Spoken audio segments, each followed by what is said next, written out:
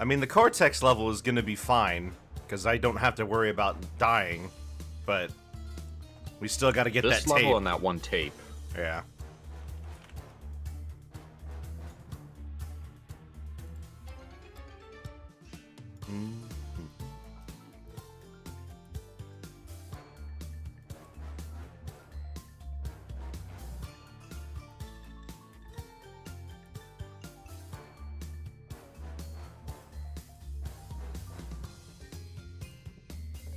So, I guess while we've got some time, I was looking up what the actual proposal for Toys for Bob's Crash 5 was going to be. Yeah. And I feel a little sad because Spyro was going to be in it. I'm glad he wasn't. Not because I hate Spyro or I think them crossing over is a bad idea on its own, but because Spyro is permanently tethered to Crash. He will never be able to escape him. And that makes me sad. And I understand why he was never as popular. And I can appreciate that they want to, like, actually go out of their way to make it so, like, people remember him and that they use his world concepts. But Uka Uka was going to, like, mind control the Dragon Elders. And, I'm sorry. It just makes me sad. Because Spyro cannot stand on its own anymore. Not like it could, I guess. With that, ever since Skylanders. I think if they'd gone through with that, it would have also furthered to, like, tie Crash to Spyro. Yeah. I mean, all of Spyro's appearances since his Reignited trilogy have been the 2 Crash multiplayer games.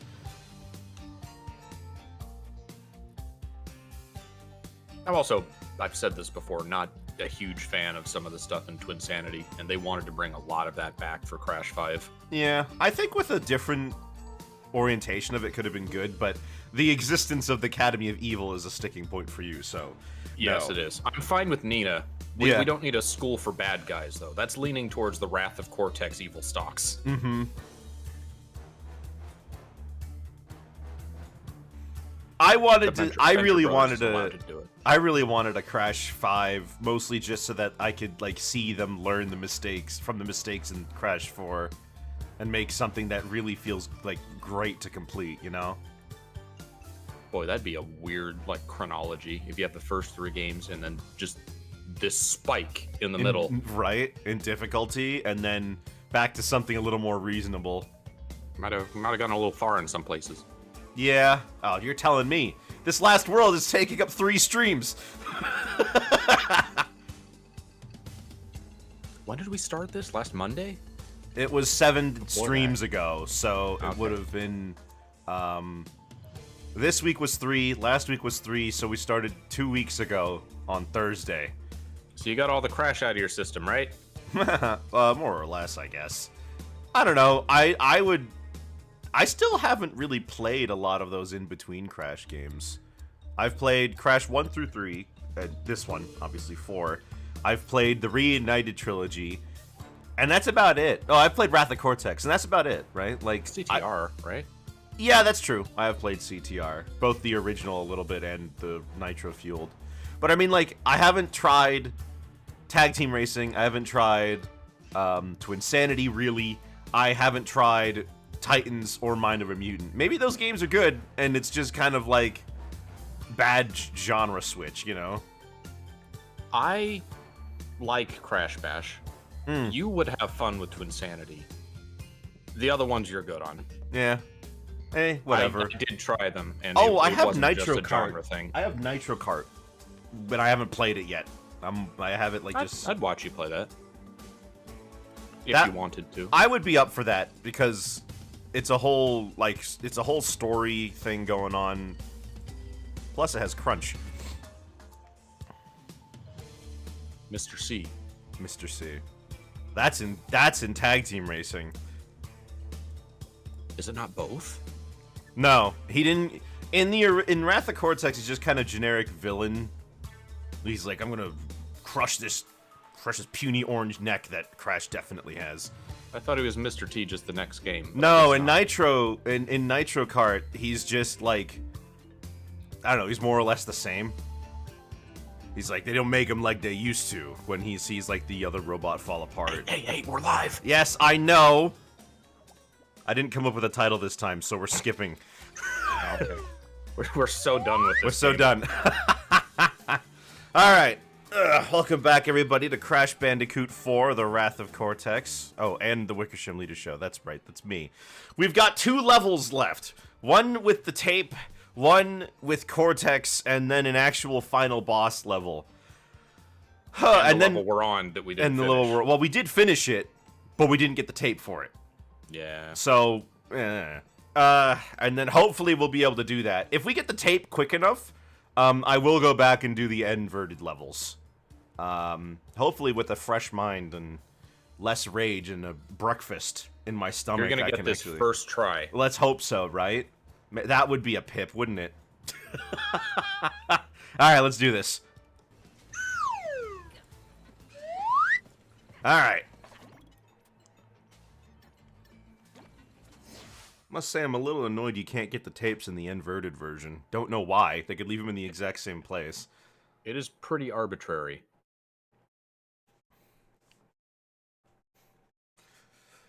Hello, X-Boy. Greetings, X-Boy. Boom, boom, boom, boom, boom, boom, boom.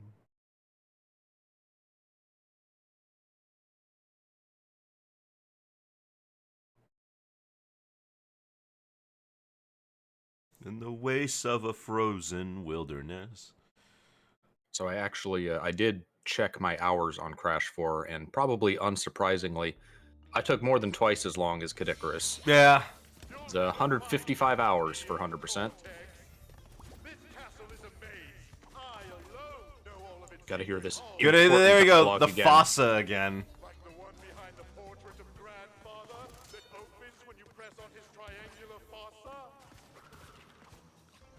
Do you think Lex Lang had to ask what a fossa was? I don't know. Sometimes voice actors just... Like, I know for...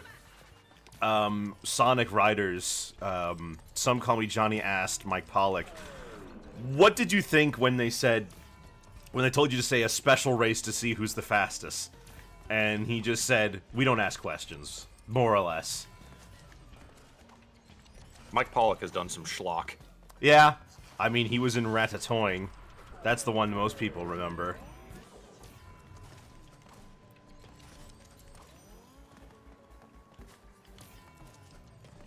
So much voice work is remote these days. You just kind of have to look stuff up on your own. Yeah, that's true. In many cases. Especially if you do like a book narration. You learn a lot of weird words fast.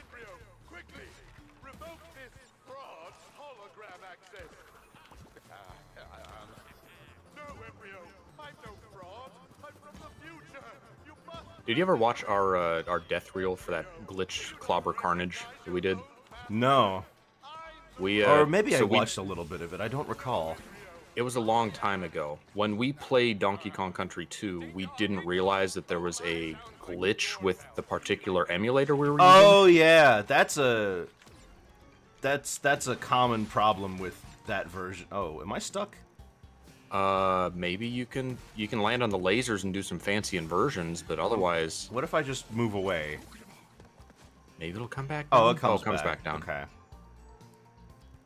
Anyway, that glitch Clobber Carnage is the longest single challenge that we've ever had to do in like 8 years of streaming. I we spent an remember. hour and a half on that. I remember when I was a kid. Congratulations. I remember when I was a kid. I did that as well.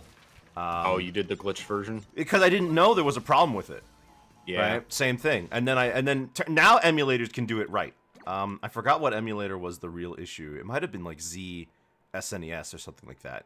I think that's what we used. Yeah. It's one of the older ones. And like newer emulators like BizHawk do it right, but SNES hasn't been updated in forever.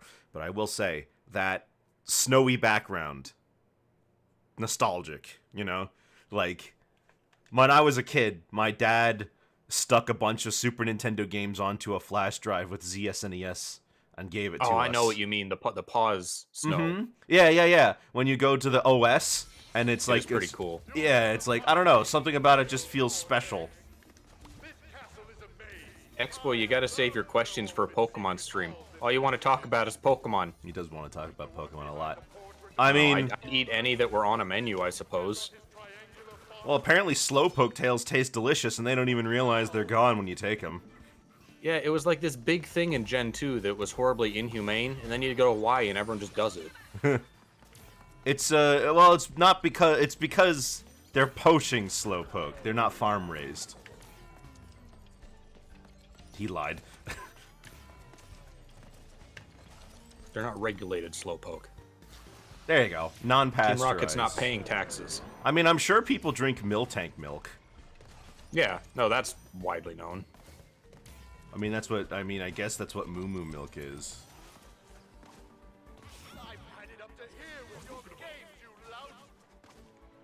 Smash cut to that image of Meowth nursing off a Miltank.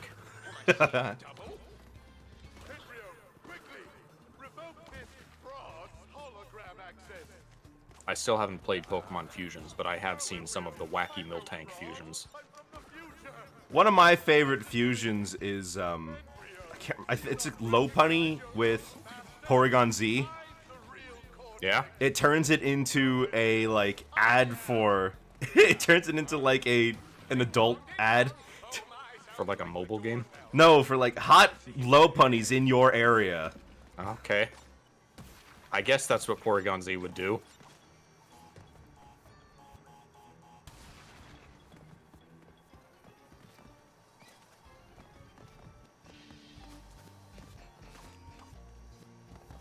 I don't think I'm doing this right.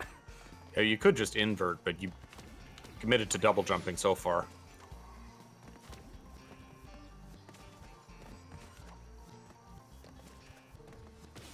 Alright, now here's the part that kills me.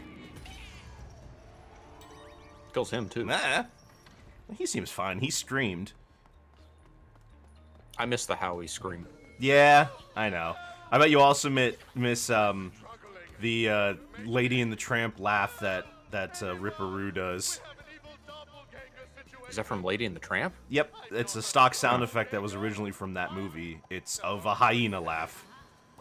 I had no idea it was stock. Uh-oh. There it is. I thought for a second that because it was purple, it wouldn't hurt me. No, it's green that you're resistant to. Oh, yeah, you're right. If only there were green lasers. Curse his choice of laser color. They didn't really bring back a lot of the actual stuff from the Cortex levels in this one. Like, there's No, no not really. there's no hot and cold pipes. There's no like large precarious hallways. No fumbling in the dark. Guess there was an odd number of levels in Crash 1. I guess Slippery Climb was the outlier, but I'm trying to think what other level used the stuff from Cortex Power. I guess Generator Room was also kind of its own thing. Yeah. But for the most part, levels came in twos. Yeah, they all had like one or two.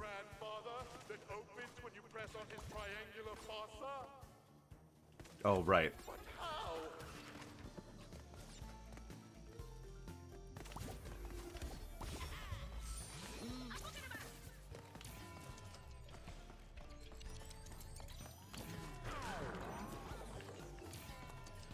The Cortex levels were Cortex Power, which was still kind of like a factory. Yeah. There was Lights Out, which was the most castle-y, and then there was the lab. Yeah. And the lab only had one, didn't it? Kind of. Did it? I guess so. All that stuff near the end was more like just kind of one of its own thing. There were 2 Lights Out levels, but one was a secret. Yeah.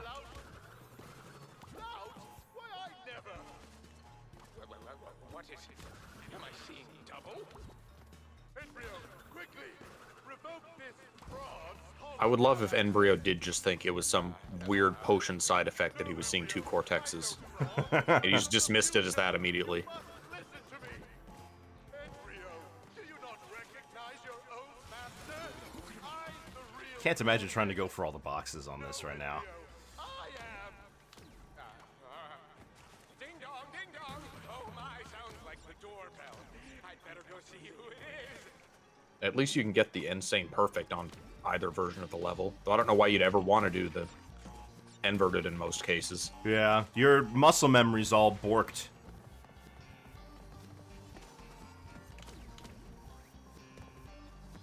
That's faster.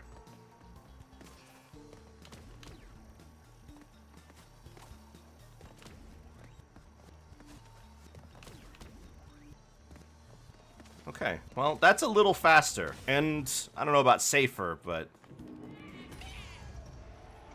you get into a rhythm. Anyway, I have Aku Aku now.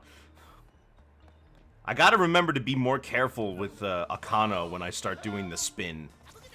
Quit struggling. Don't make It's a mean section because you have to use your double jump right after you get a Kano, Yeah. and then you don't have the double jump when you have the slowdown mask, which makes it almost kind of pointless. Yeah. There. That'll shut me up. Okay.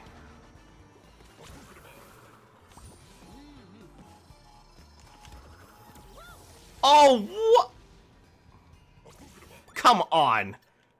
Jump too good. Ugh.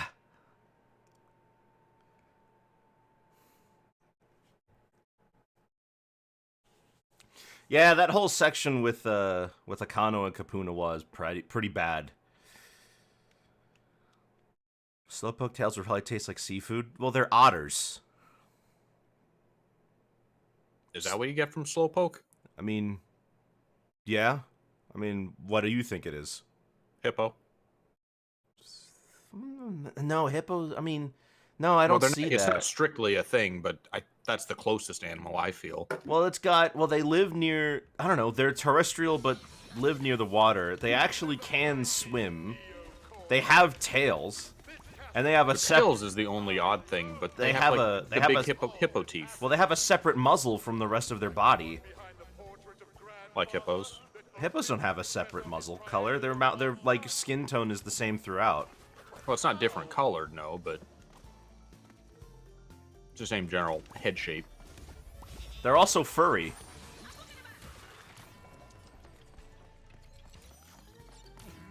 A lot of Gen 1 Pokemon weren't just an animal. They were kind of a conglomeration Seal. of traits from multiple things. I said a lot, not all.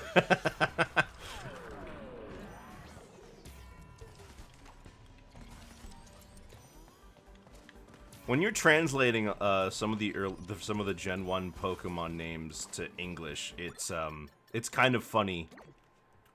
Because Bulbasaur basically has the same name as Oddish, but from like a different direction. Its name more or less means strange leaf. In Japanese. Yeah.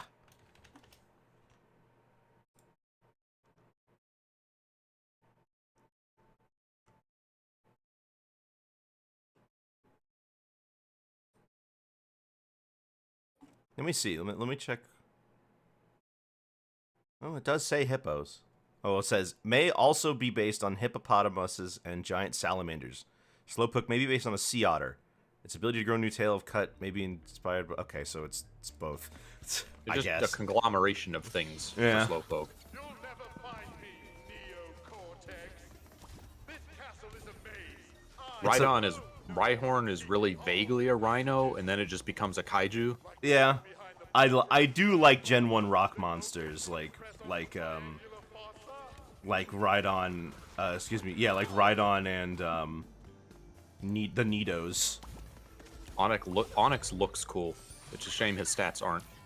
Well, I mean, yeah, considering his placement in the game, it makes sense why his stats are the way they are. But honestly, the rock type in Gen 1 was kind of in a dire state anyway. Yeah. Partly because, like, all the rock types were also ground types. Yeah. And had 2 4x weaknesses.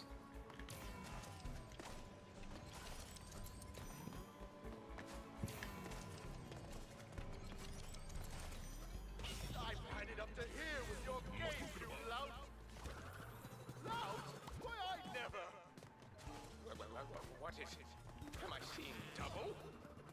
Embryo, quickly!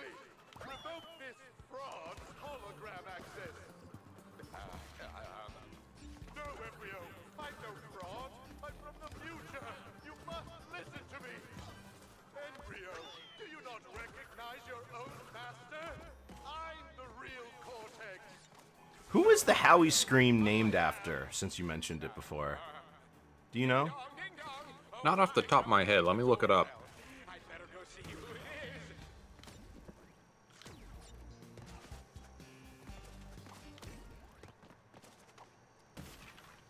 Howie Scream, song by Tiger Castle. No, the sound effect.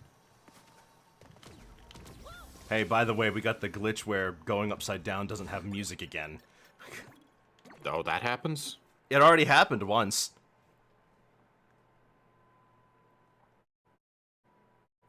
Because it switches to a different audio track when you go upside down, and I guess sometimes it just doesn't play.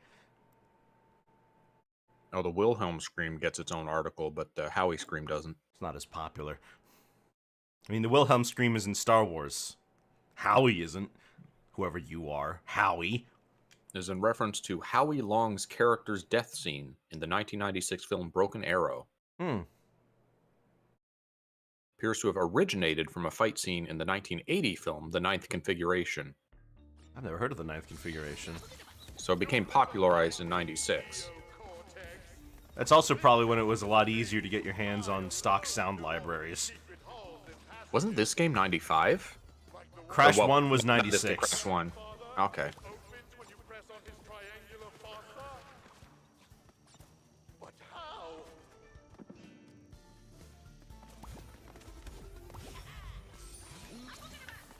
Boogada-ba.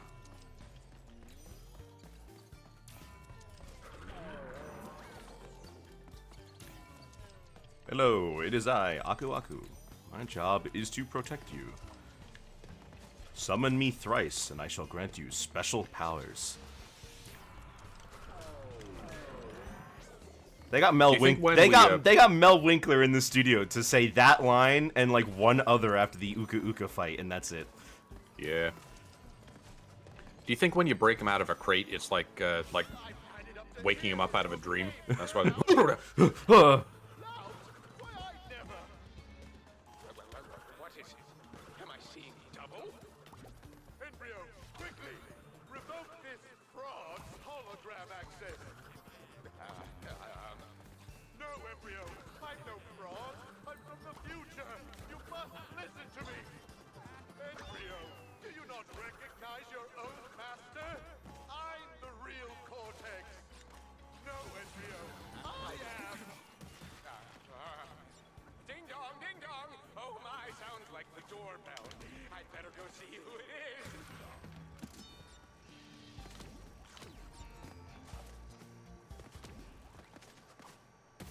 Oh, got the bug again. It's eerily silent. Oh, there it is! I mean, this is how Crash experiences the levels. Yeah. Unless Cortex, like, plays some jams throughout his lab. I think he does, if the flashback These- tapes are anything to go by. Maybe he's playing, like, I don't know, Cyndi Lauper. You or did something. say Devo. You Are we not men? We are Devo.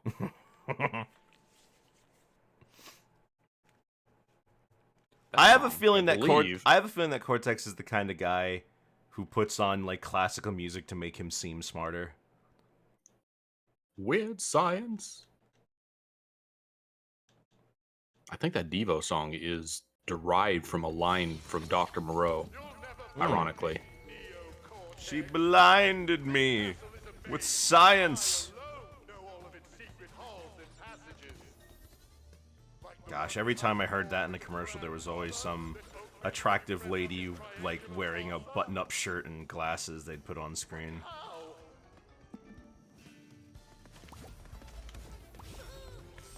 Don't you love when commercials use a song in an advertisement that doesn't really have to do with what they're selling, but has like one or two lines that vaguely pertains to it? Probably they just want you to clap at the thing you recognize. I guess, but I mean more like in a commercial, right? Yeah, no, that's what I mean. For a while, I remember that Barbie commercials actually did use Barbie Girl.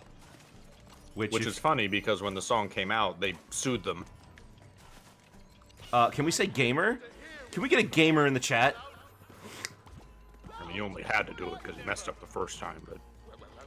Hey, being a gamer isn't always about doing it perfectly. It's also about, like, making up for mistakes that you've made, okay? A recovery is often more impressive than doing it right. I'm from the future. You must listen to me. Embryo, do you not recognize your own master? I'm the real Cortex. No, Embryo. And don't call me Corty. Ding dong, ding dong. Oh my, sounds like the doorbell. I better go see who it is.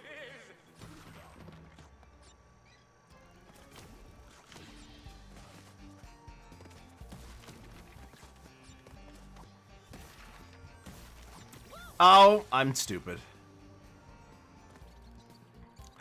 But I'm all the way back here. I didn't, like, something in my brain is like, don't bother breaking the checkpoint crates. But it doesn't matter. It literally does not matter. You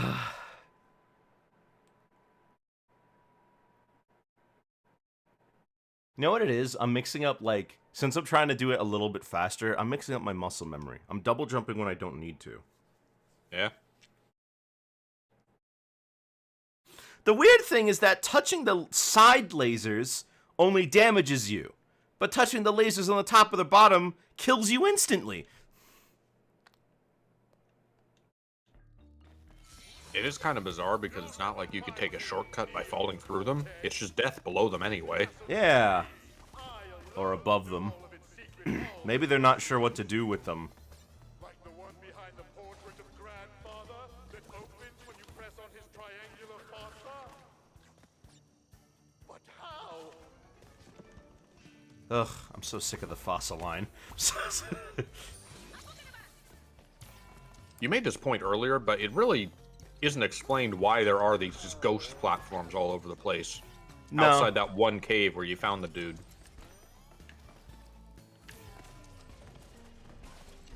Well, yeah, I'd be like, I was saying I would have remembered I would have remembered dimensionally displaced platforms during my run of Crash Bandicoot 1, but I guess Crash just never saw them, or any of these reinforced crates, or any of the nitros.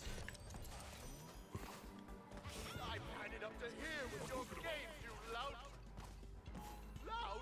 Why, I never. What is it? Am I seeing double? Embryo, quickly. Revoke I'm seeing double. 4 cortexes. no, Embryo. Well, according to the flashback tapes, he'd seen Nitros before. He stopped seeing them for a little while. That's true, I guess. Do you not recognize And reinforced crates, but he didn't see those nitro jump crates. I am? Ding dong, ding dong. Oh my, sounds like the doorbell. I better go see who it is. Who's ringing the doorbell to Cortex Castle, do you think? Evil salesman. The Guild of Calamitous Intent. I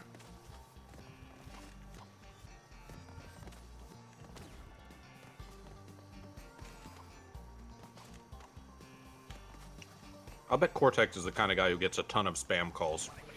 Oh, it hurts you even if you land on top of it. Nice. It's just spinning so fast that Crash twists an ankle.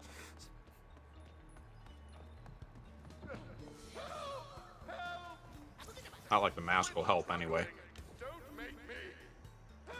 I mean, it might help. We have an evil doppelganger situation. I'm not a doppelganger. I'm... No, forget it. There, that'll shut me up.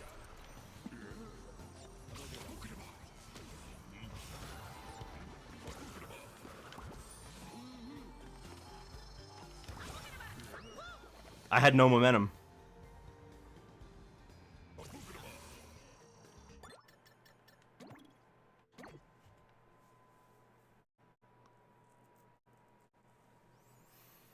Dang, that was right where the tape was, too. It's like just beyond that little bit. We're very close. I was very close to it. After I get the tape, I don't care. But, like, once I get it, it's all the way at the end. And And the mask didn't even help me there. I mean, I get it for assurance, because you never know, right? Because, like, if I didn't have it, I would have died in those scenarios. But, oh my gosh. You'll never find me, Neo Cortex. You weren't there when I played Legends Arceus, but I, Secret halls and passages it was really easy for me to find shinies. behind the portrait Yeah. I found Well, a lot of them. opens when you press on his triangular The whole fossa. like impetus of the game is to collect a ton of Pokemon. Yeah, so, well, it's more so like the same thing in Scarlet and Violet. You're just rolling that dice way more often. Although in Scarlet Violet, you would never know that there was a shiny half the time.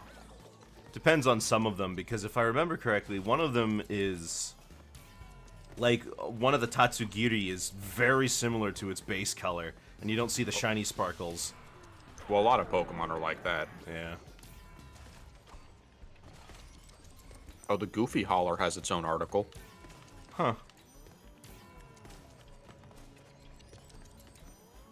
Was that by Pinto Colvig?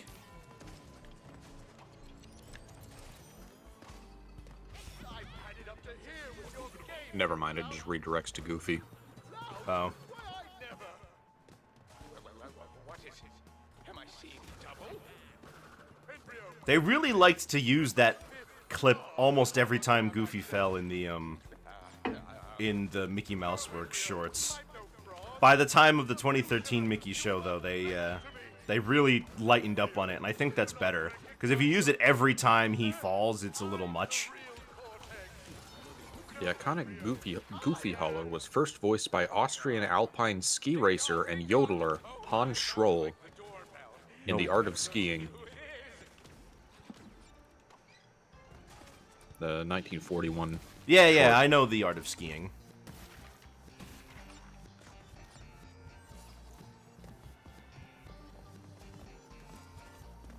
An actual yodeler. That makes a lot of sense. I never considered that. Hear about the Typhlosion allegations? I don't really want to talk about that. The joke has kind of already run its course. Didn't take long for it to, but oh my goodness. This is just Vaporeon Part 2, really.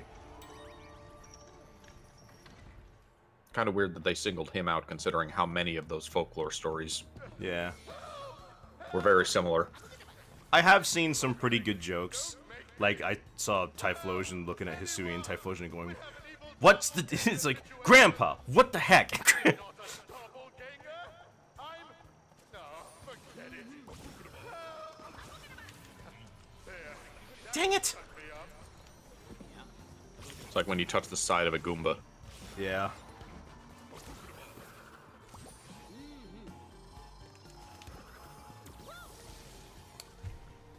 So no slide jump. But how am I supposed to keep my momentum for the next part? Guess I could You're just gonna have to do a you have to regular like do a double jump just Yeah. before you get the slowdown mask. Yeah. The worst part is that I've done that already, but I've been spending so much time on the first part, I haven't had the chance to try it out.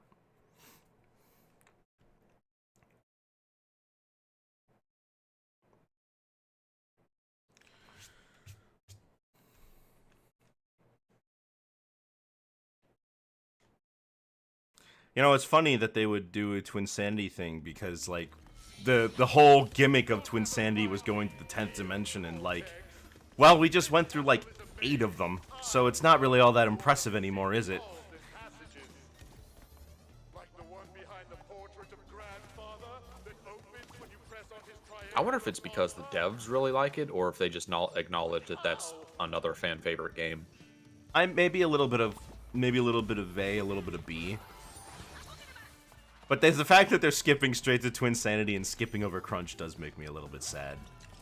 They could find a way to fit him into any other game. To be honest, you could have him be, like, part of a bigger plan and he eventually switches sides, because heaven knows that Crash has tons of characters flop sides all the time. I mean, as early as Crash Bash. It's also kind of funny that they would be giving Twinsanity so much love after they went out of their way to say, no, none of that happened. None of that's canon. True. Only the first 3 games. I imagine that might have been more of a fact of like, well, this series hasn't had a game since like 2008, so let's wipe the slate clean and start over from the 3 games that everybody has played most recently, and start over. I think it's also that a lot of people just didn't like those games. Yeah. There's a little of A and B. I'm the real Cortex. No, Embryo, I am. Ding dong, ding dong. Oh my, sounds like the doorbell. I'd better go see who it is. I suppose it's kind of funny that Brio is showing up again so much, considering that he basically disappeared from the series after Crash 2. Yeah. It wasn't Crash Bash, but And was it he CTR? was not CTR. He was in Twinsanity, which had a nothing role for him. He was just with Entropy for no reason. Because for some reason all the villains just wanted the treasure that they were after and nothing else, which is kind of low stakes for a lot of them. Like Dingodile burning Cortex to get some money, I can believe that. Entropy? No. I feel like he's got bigger fish to fry. Just kind of all had nothing to do Yeah. in Twinsanity. Up until, and then Spyro singed them all. Have an evil doppelganger. Oh yeah, they did like squeeze a cameo for him in. I forgot that. No, forget it. There, that'll shut me up.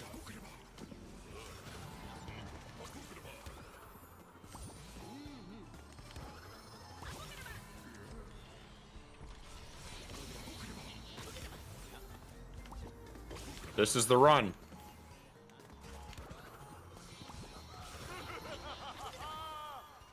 I forgot that. I thought it was the upside down flipping one. The worst part is I had time to think. The fact they're both blue threw me off. Yeah. What starter Pokemon would you want as a pet? Would you consider a pet? I mean, all of them? All the starter Pokemon are just little guys. None of them are... Almost any Pokemon could be a pet. I guess so. But, you know, like, look at Incineroar. He pays taxes, right? He has Yeah. a job. You look at Gardevoir. No, that's just a woman. People raise an eyebrow if you have a pet Gardevoir. Find me, Neo-Cortex. This castle It's perfectly normal for me to have a Gardevoir. Anyone can capture one. Yeah, but most of them don't make her wear a leash. father that opens when you press on his triangular fossa. But how?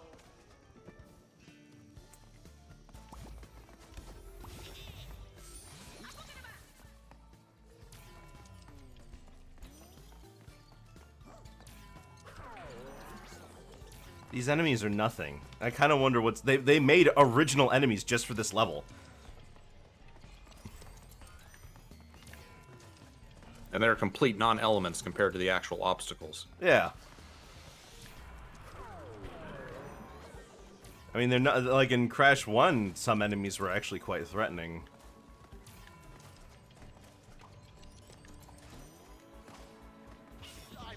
Like, I think back to the spiders in the darkness levels, or the lab assistants in Slippery Climb. What is it? Am I seeing? I forget, did you play the bonus level? Revoke this No. hologram act. No, I didn't. They had one of the purple birds, like, moving up and down and also left to right, and that thing was a pain to get on just right. Yeah, I can imagine. At least it doesn't have a color gem, so you can die. Unless you're doing the relic. Guess so. Oh. I, flipped the gravity instead of jumping.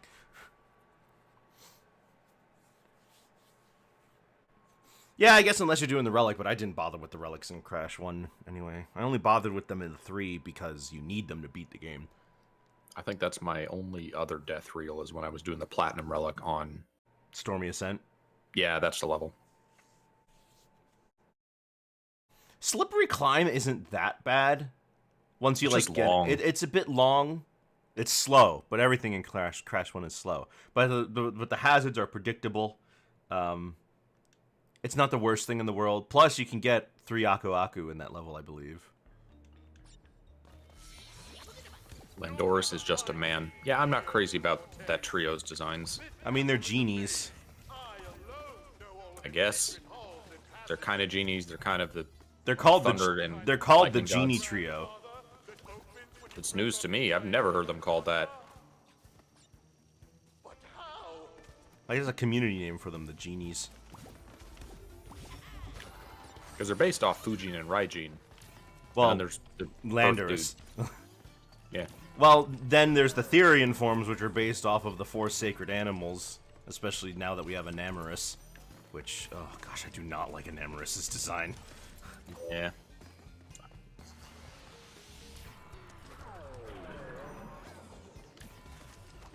I'm kind of surprised we didn't have anything based off of them until that point. Yeah. I've had it up to here with your games, you lout! Lout? Why, I never! What is it? Am I seeing double? Embryo, quickly! Revoke this fraud's hologram access! No, Embryo, I'm no fraud! So, I watched a video once of someone trying to play Crash 2 without breaking any boxes. How'd that go? Well, he actually did almost the entire thing just fine, except for one of the polar levels because it immediately... No, I take it back. It's not without breaking any boxes. He turned every box into a nitro. That's what it was. Oh. And he actually did okay, but there was one polar level where he couldn't finish it because polar immediately makes you roll into a stack of 4 crates that, interestingly enough, in the original game you can dodge them, but not in the Insane trilogy. I He didn't know had- people were modding Insane Trilogy. Yeah, the PC version. Essentially what ended up happening is that due to the way that nitros work, they have to be placed very particularly or else they start acting funky. And since those stacks of nitro were not natural, they act weird. Excuse me. So sometimes the way the nitros jump, they will like clip into each other and fall into the floor. And it's Yeah. like somewhat tied to the frame rate or something. Oh my gosh. You always do that jump early. I wanted to land on the little bit. I'm thinking of other sections earlier where there's just giant walls of crates, but I guess either there's an enemy to spin into them or they also just fall into each other. like you Yes, said. or they're in like a bonus area that can be avoided.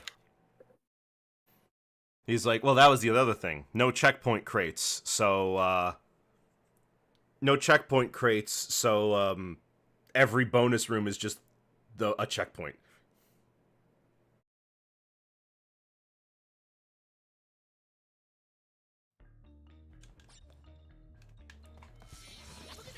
You'll never find me, Neo-Cortex! This castle is a maze. I alone know all of its secret halls and passages.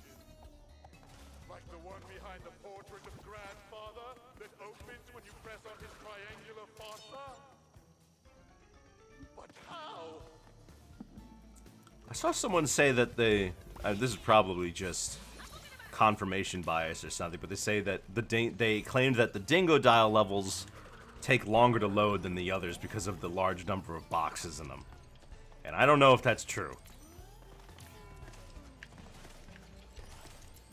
Sounds like something that would be very easy to believe even if it wasn't true. Yeah, One of those claims. because the Dingodile levels do have a lot of boxes in them.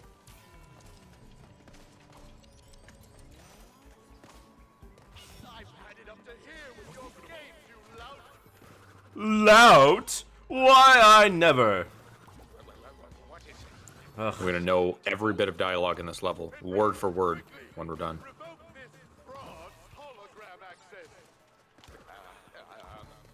No, Embryo, I'm no fraud. I'm from the future. You must listen to me. Embryo, do you not recognize your own master? I'm the real Cortex. I think...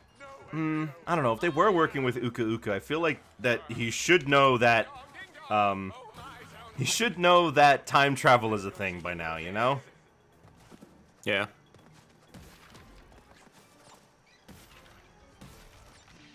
It's kind of a weird implication that he was working for Uka Uka all along, even though Uka Uka was trapped. Was he like going to visit him like a shrine? I mean, it's directly, it's like directly under. Well, hold on. Actually, I don't know where Uka Uka was trapped. Was it on Cortex Island? Because it's like we see Insanity Island. We see just wherever he was trapped. It just got destroyed. I think After that's where Crash the Cortex 2. Vortex landed. Yeah, that's where the Cortex Vortex crashed. Which could be anywhere on Earth. Well, I mean, no, it's in Australia because we do see it land near the Wampa Islands. Doppelganger situation. I'm not a doppelganger. No, forget it. I'm sure you're well aware that in the original design documents for the first Crash game, Aku Aku was going to have a human body. I wish they'd gone through with that in some form. Like, that's another thing they were apparently considering for Crash 5, was to show the two shamans in human form. I always took it as a thing of, like, he ascended his mortal form and became a mask at some point.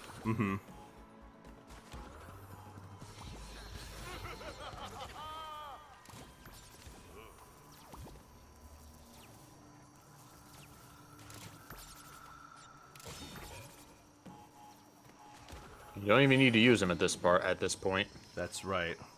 but you do need to get that TNT to go.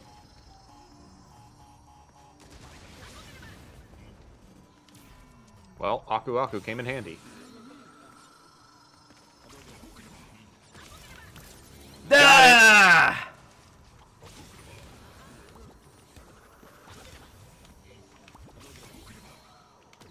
Boogity Bob. There we go. Gamer.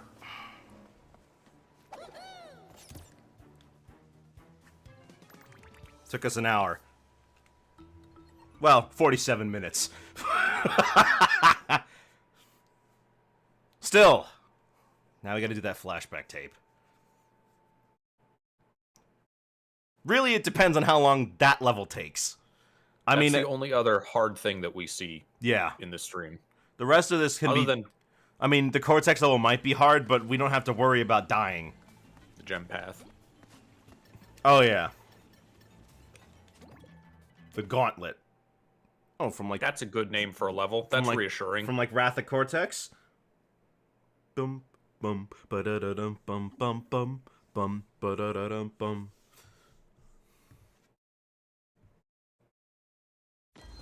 Strange. I don't remember this test chamber. He doesn't remember this one. Why wouldn't he? That's a dead one. Wow, they do it in reverse, okay. So you have to set it off, get up, and then come back down, maybe?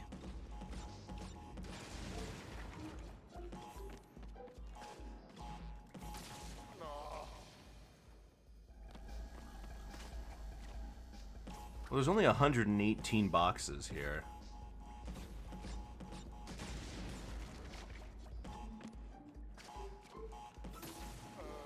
Embryo, the Revivotron.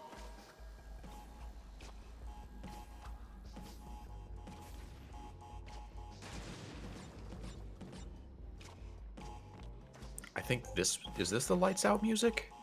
I think so. Dang. Okay, I guess that's the gimmick. We're jumping up and around, up and down and all around. I hate having to jump sideways on these arrow boxes. Yeah.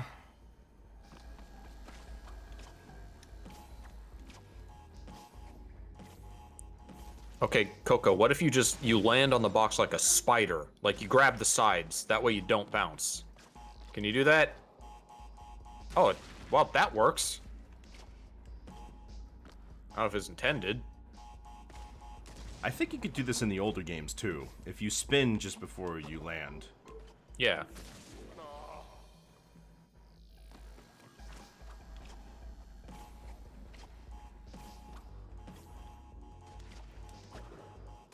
Could you double jump? Could you slide double jump up just from here? Maybe. Or, like without bouncing under the nitro.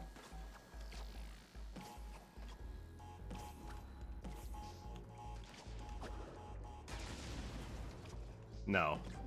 Yeah.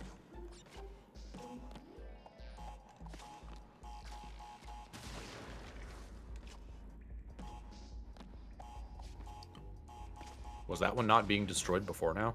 No. Ugh. Experiment failed.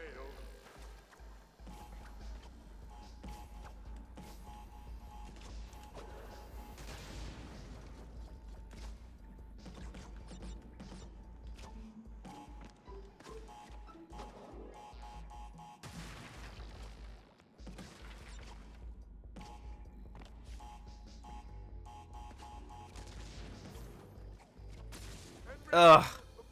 Ponytail. I don't even think that was the one that was doing it.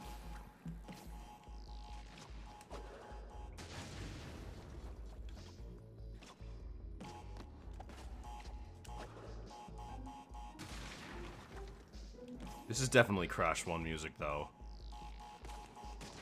Like, you can tell. With the pizzicato.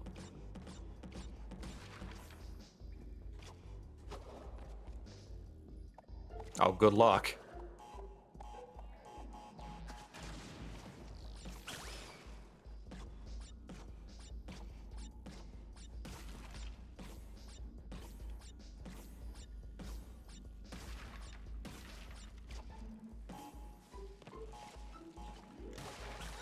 Dang it!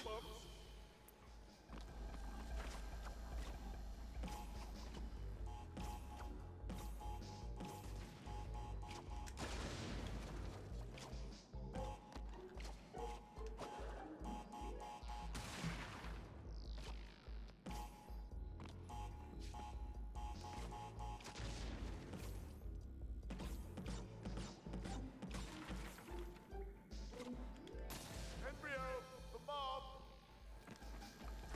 That's sad. I made it all the way up to...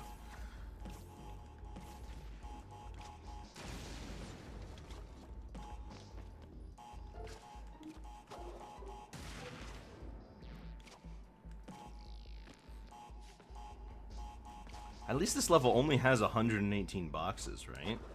Although the number of boxes is not really indicative of length. Yeah. Usually just means how much they use nitros for the obstacles. Dang it. Next time, perhaps. I have a hard time picturing what, like, a hard type Spyro would be like. Because most of that difficulties just comes from finding the stuff. Yeah. Some mini games, I guess. I mean, there's the infamous trolley. Which is not nearly as hard in the Reignited. Did they make it easier? I think so. I think you just have more control. Although it did still take me a few attempts. I thought it felt the same as it ever did. Well, then maybe I'm just a gamer. Definitely not, though, based on my performance in Cortex Castle.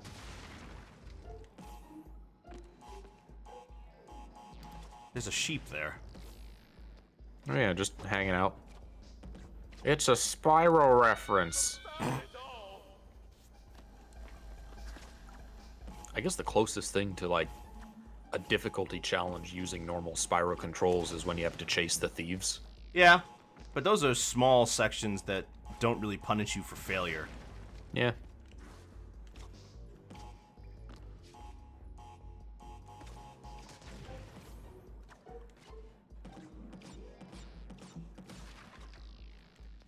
Thanks.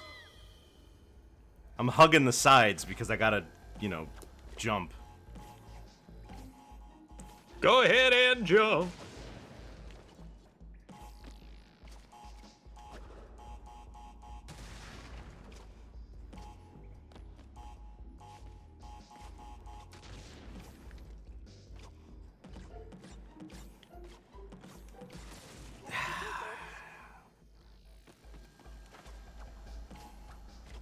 That was a very gamer double jump. You did it frame perfectly after you Yeah. hit the box. Yeah.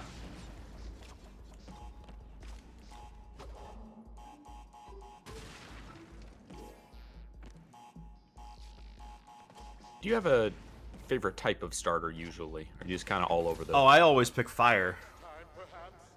That's been consistent in every game I've played. Yeah. Yep, always fire.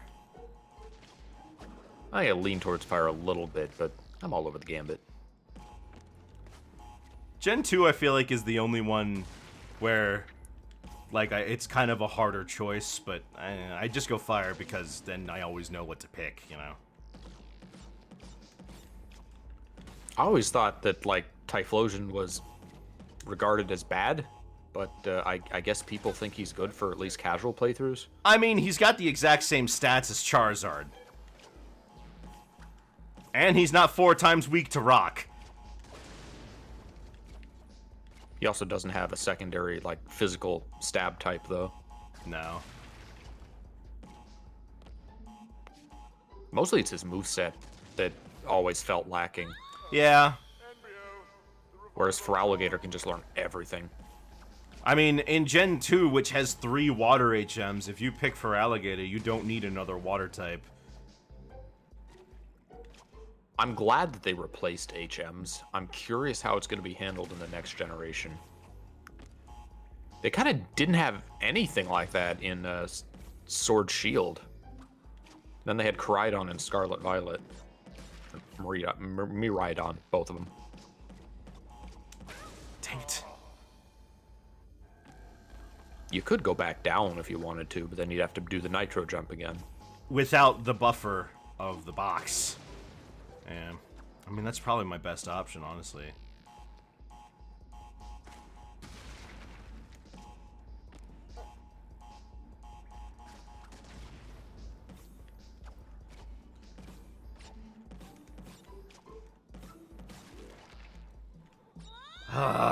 You can't go around it while the box is there. You have to destroy it.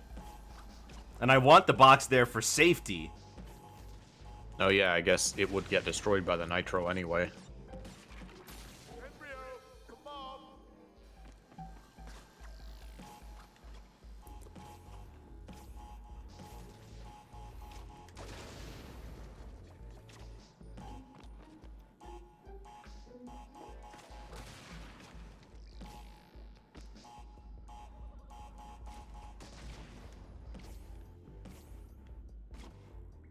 This is harder than Rayman. You think so? Yeah.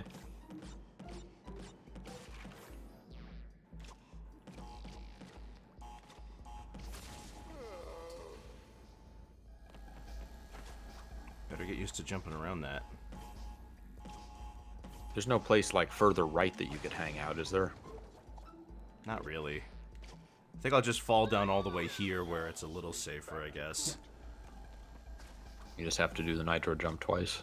I think that's my best bet, because trying to spin so I land properly on the crate, because I have to hit the TNT regardless, so it's going to launch me, like, down into the bounce crate.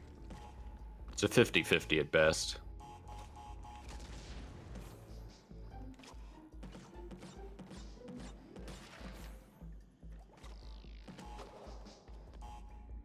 They put a Nitro up there just so that you couldn't hang out.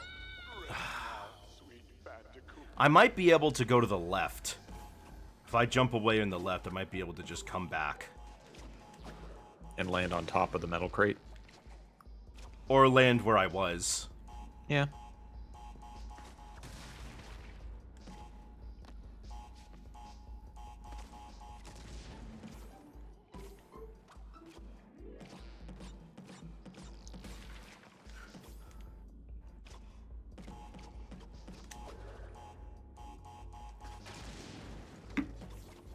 Ah.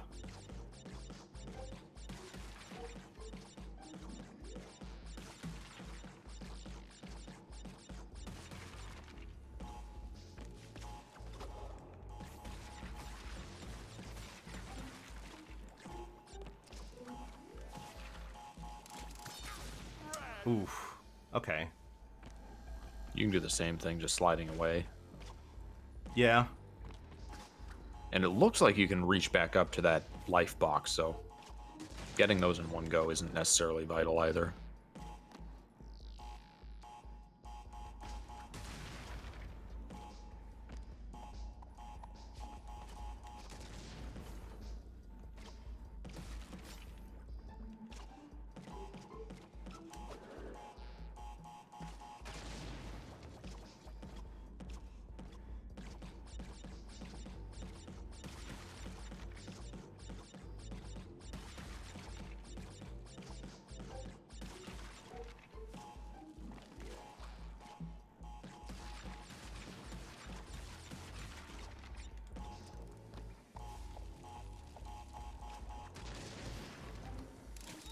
Oh, cool. Alright. I think I know what I have to do there.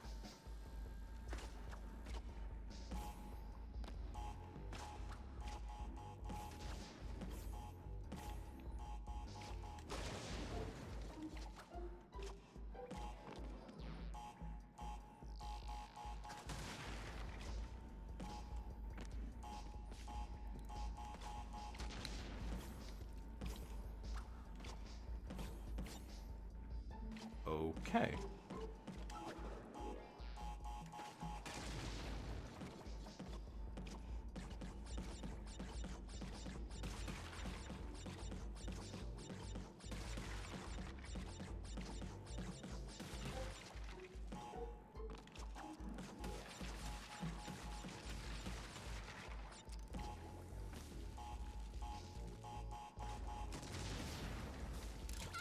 No, where's my double jump? Oh.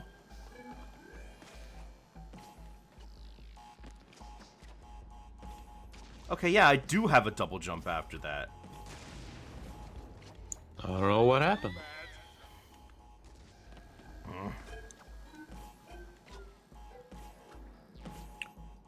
Kingdom Hearts forced Naughty Dog to change course on Jak 2 because the models were so detailed. What? Why? According to a former Naughty Dog employee, they used in Jak and Daxter. They used the same character models for gameplay and cutscenes. Oh, yeah. And then they did. Jak 2, they saw early screenshots of Kingdom Hearts, went, oh shit, and then made high-res models for cutscenes for Jak 2. Interesting. I am not a big fan of how the art style changed between Jak 1 and 2 sometimes. I think Kira got it really bad. Kira looks cute in the first game, but in Jak 2, she looks like an alien. I think she looks weirder in the first game.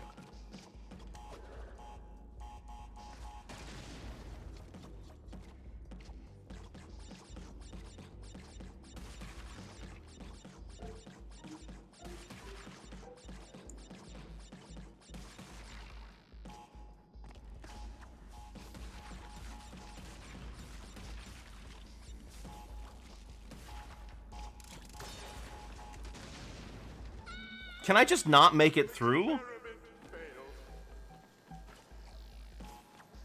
Maybe I should try sliding through.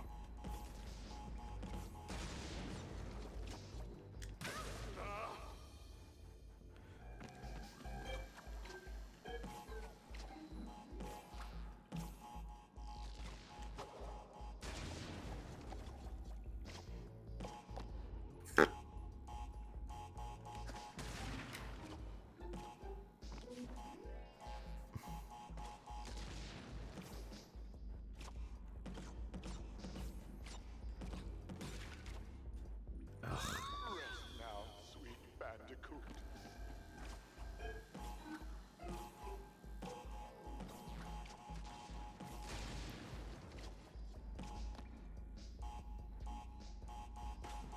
So I can't really fall into a gap that's 2 blocks tall. It has to be 3 blocks tall, otherwise I don't have enough speed to get in there. Or you have too much speed. Yeah.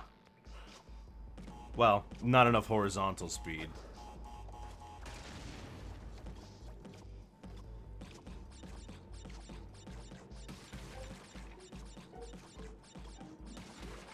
But there's no way to get in before that TNT destroys those nitros. Well, maybe there is. I guess you could bounce straight to the right from the... You could bounce straight to the right from the bouncy crate, activate the TNT, and then go back. I think what I have to do... here is...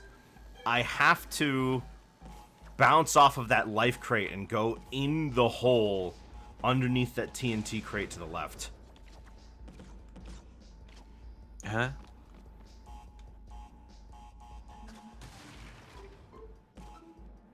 I don't think you need to do that.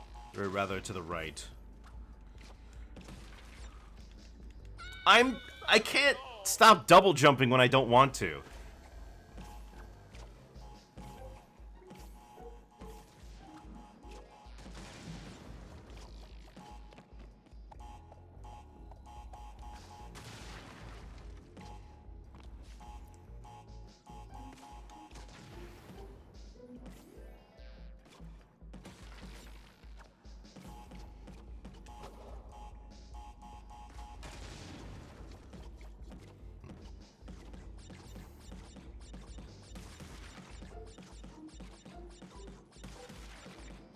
Why is there a random Spyro sheep? That's what I said. That is what you It's just said. there.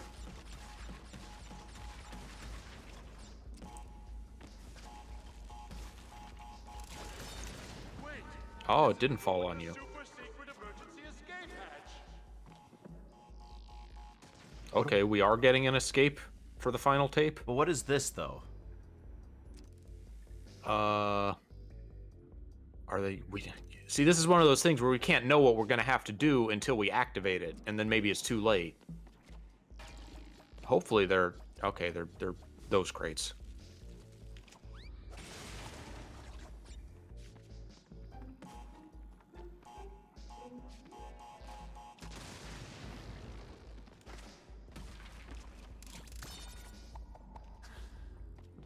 I can't. What was see. that animation?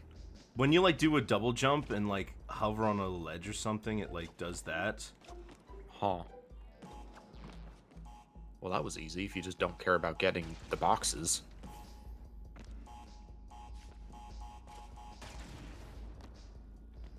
Eh. Eh. Your lives are worth anything in this game. Chow versions of Sonic and Shadow will star in their own manga adventure. Oh yeah, I saw that.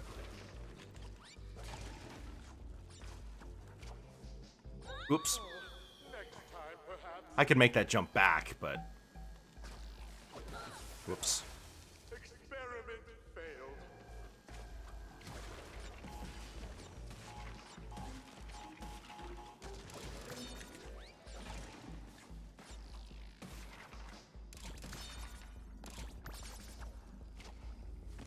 What in the world?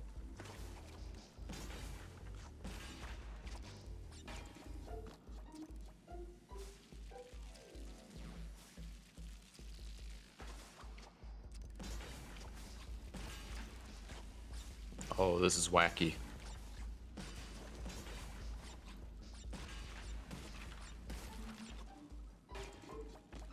Yep.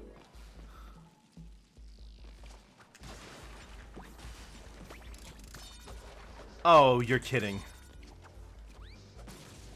So, you have to avoid spinning those and get to the top of them to bounce off of them. No, I think I can. Well, can I not get up there? Not just from the bounce crate, I don't think.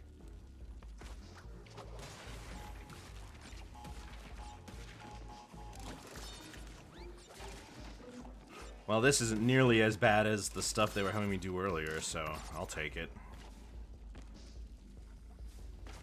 You also have the Paper Mario remake you haven't streamed yet. You got I a have big not. backlog. I do have a relative. Well, I don't know if I'm gonna, but yeah.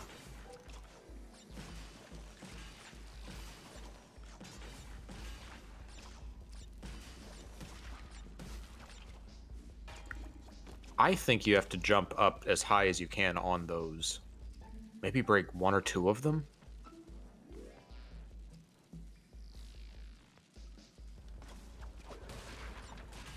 Oh. Wow. That wasn't what I wanted to do. I also can't get up high enough.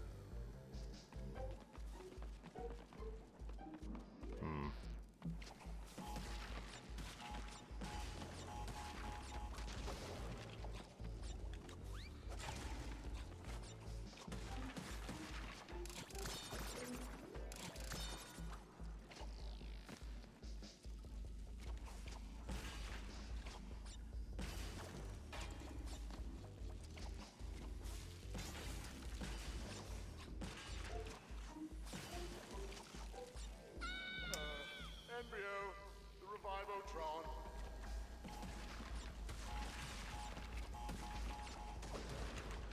I'm so glad that I'm not still thinking that I need to like, you know, that I'm not still thinking that I need to like belly flop that.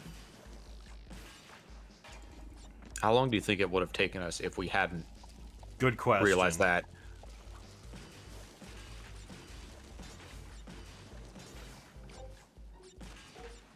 Did you just do the nitro glitch on a fire crate? I think the animation doesn't always match up with what's actually happening.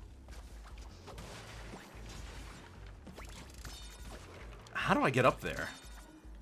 You're gonna need some of the ones up there to bounce off of, unless you can do it from here somehow. You'd have to get rid of those nitros, and you can't do that. Or a bobcat. Or a gecko. What about the crocodile? Oh, I did one of those. He did do one of those. No, no, no gecko. No premarital gex. Just like Mother said.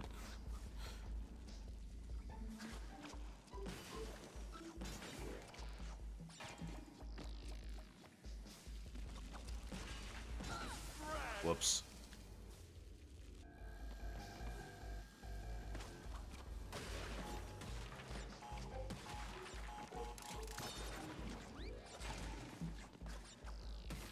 Evil Dead animated series in development. Interesting. Not a series I have any attachment to. Yeah. Most experience I have with it is Poker Night at the Inventory 2. Was Ash in that? Yes, he was. It was him, Brock Sampson. It was him, Brock Sampson, Sam, and Claptrap from Borderlands. Yeah. Okay. No, I thought Brock was in the first one. I guess I misremembered. The first one was Heavy, Tycho, Strong Bad, and Max.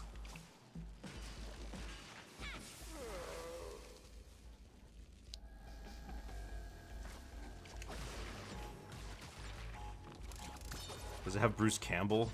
He probably won't be in it.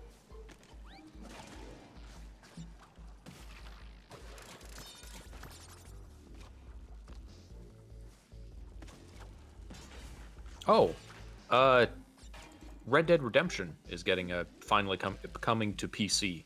Oh, that's nice. It's not a high effort port apparently, and it's $50, but it's nice that it's on Steam at all because it hasn't been for a very long time. I was shocked. I already thought it was. No, two has been on PC, but 1 was stuck on console for since it launched.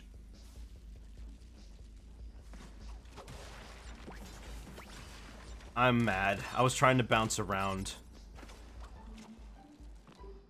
That does seem to be the gimmick of this this challenge. Yeah. Do the nitro glitch. It's a really long jump. I don't think I can do that. Oh, cool.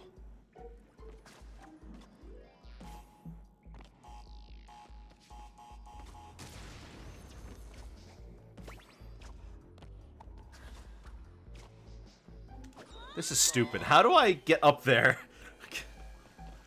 You have the right idea, you just gotta do it better. I think. Well, yeah, but I don't know what to do for that stuff on the right.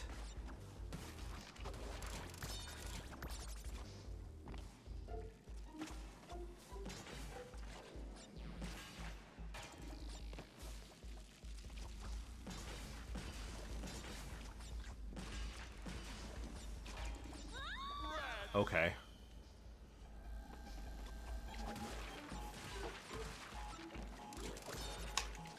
Interesting that double jumping doesn't make you bounce on the crate. It just forces you through it. I wonder what the reasoning for that was.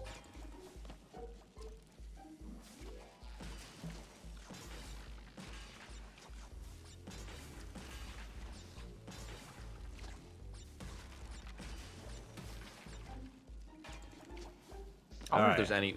I wonder if there would be any market for a modern Pokemon Stadium type game. I guess. Well, no, because they're already in 3D now, so there's no point. That's pretty much the stated reason why they haven't done it yet. But those stadium type games weren't just about the battles being in 3D. They also had lots of dedicated, difficult battling modes.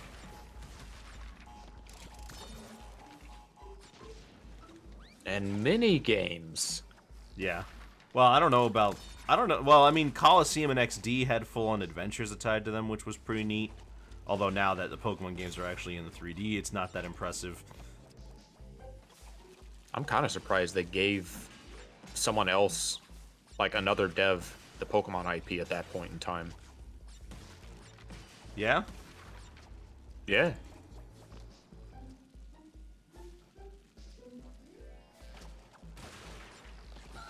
Ah! Rest now, sweet Bandicoot.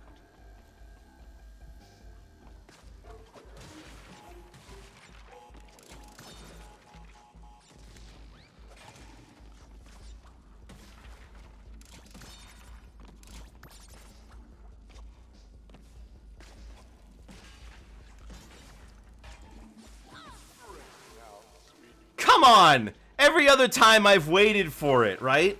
And then, like, the crates took a second to start burning. It's always the fire crates. They're Yeah. your kryptonite.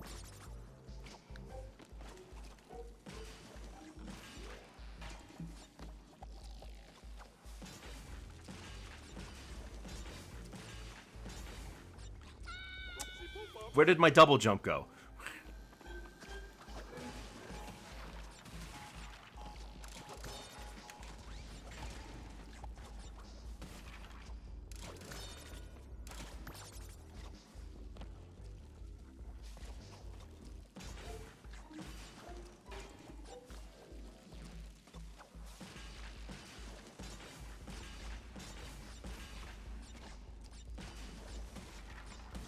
What if instead of Red Dead Redemption, it was Re-Dead Redemption? I'm annoyed that they retconned Redeads to just be like wooden mask monsters and not actual zombies. It's too low. So you need 2 or 3 boxes to do that. I don't know what, yeah. Experiment failed. Rare's Craig Duncan to become head of Xbox Game Studios. I did as hear Alan about that. Hartman retires.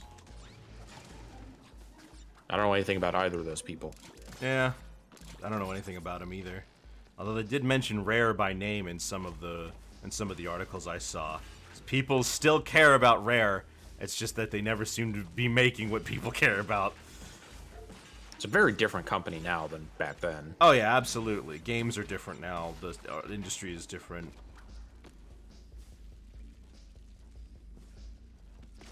Confound it all. Maybe Rockstar just needed to release something this year for stakeholders. It's not just PC, it's also coming to, I don't know, like PS4, Xbox or something. What was exclusive to before? The Xbox? The Xbox 360, I know it was on rather? PS3. Might have also been on 360.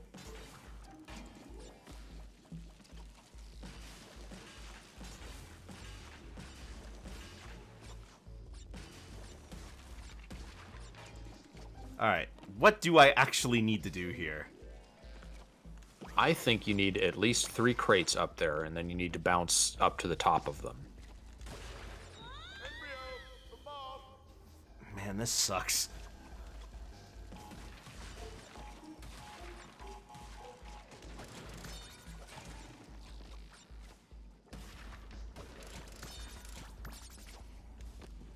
Whoa, whoa, whoa, whoa! Where did my jump go? Ah!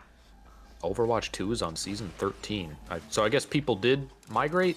I mean, you can't play Overwatch 1 anymore. No. They shut down the servers. Overwatch 2 isn't even really, like, different enough to be a new game, if you ask me. Now, I've heard that complaint before. I figured people wouldn't play it then, but I guess if they shut down Overwatch 1, there's not much choice. Yeah, they shut down all the original Overwatch 1 servers, which sucks. I mean, Overwatch 2 is also free to play.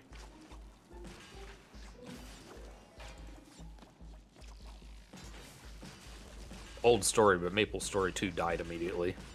Yeah. No one wanted that. I know there's RuneScape 2.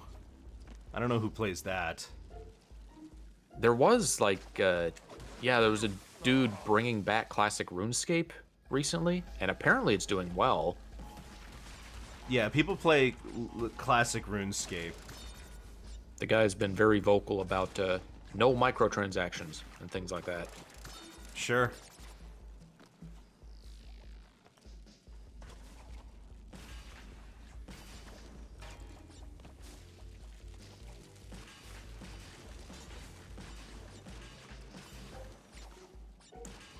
So just a PS5 and Xbox port?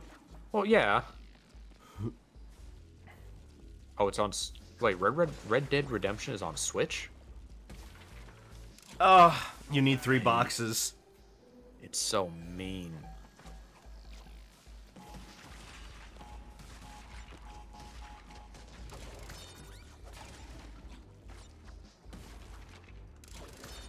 It runs fine. Well, yeah, I can imagine. Because it's a PS3 game, you know? I would not be surprised if the Switch struggled to run a PS3 game. I don't know. It shouldn't. The Switches should be just as powerful as PS3 and Xbox 360. Whoops. There's some specific cases where it's not even as powerful as the Wii U.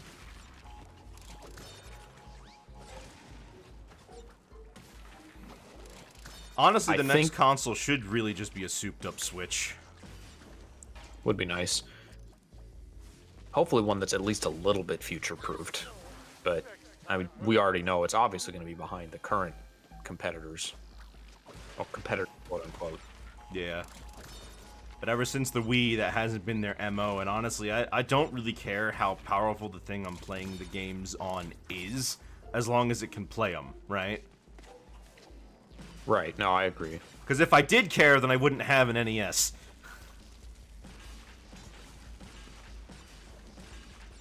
Now, with PCs, though, it's a little different. I need a rather powerful PC. That's just future-proofing.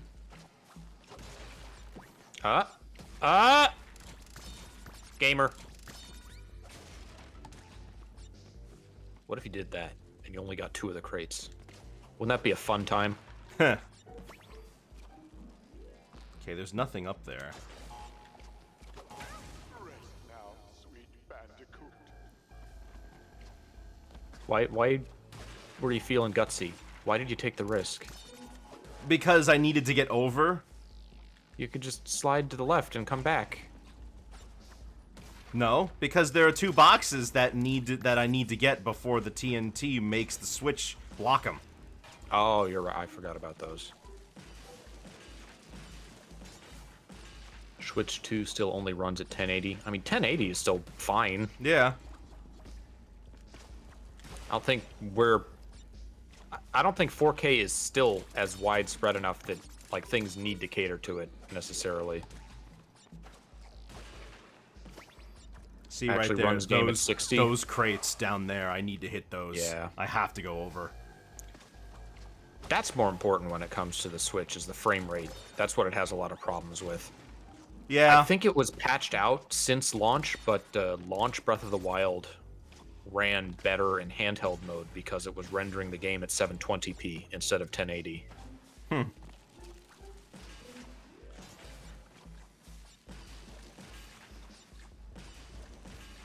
I remember correctly, like the handheld mode, it's not uncommon for games to run at 20 FPS. But as long as that 20 FPS is stable, I can live with it, you know? In Breath of the Wild's case, it was anytime it would like struggle, it would hard lock itself to 20 FPS.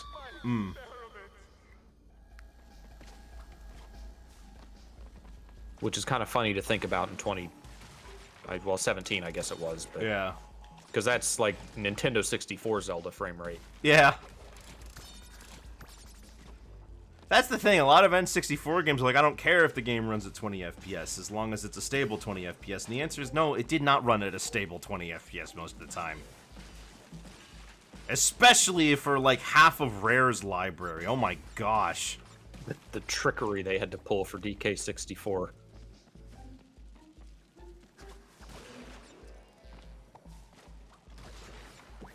It's over. Yeah.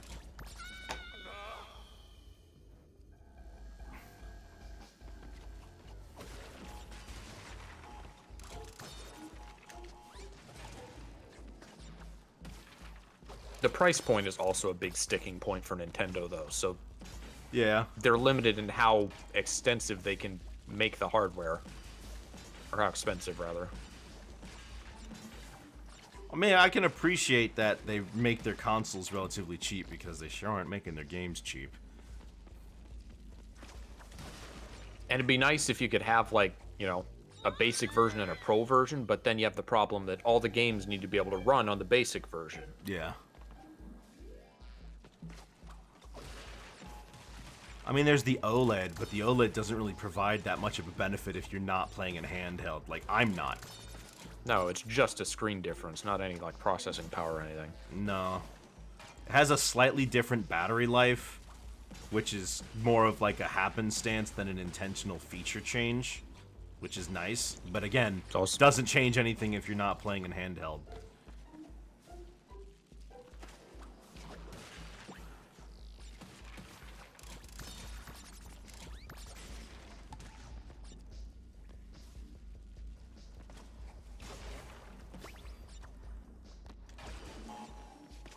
Oh.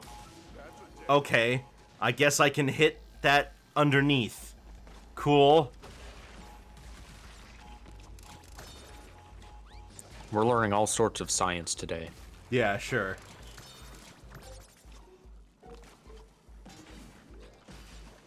So his reaction implies that he didn't make this chamber. No. So where'd it come from? Why are all these boxes here? I don't know. Intelligent design. It came with the place.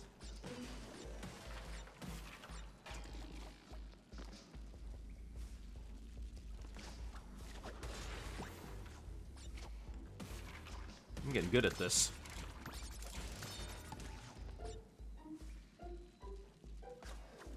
Or they don't pull a Wii U and call it the new Nintendo Switch. They know better now. They have to, after what happened to the Wii U. So now what? You can't do anything until you blow this up. Yeah.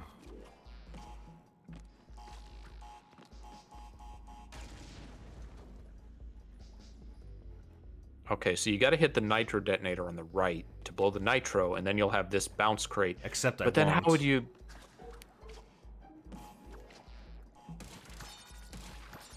But that'll destroy your path. Mm-hmm. So I just have to hit that box up there and go around before the nitro turns on. We love it.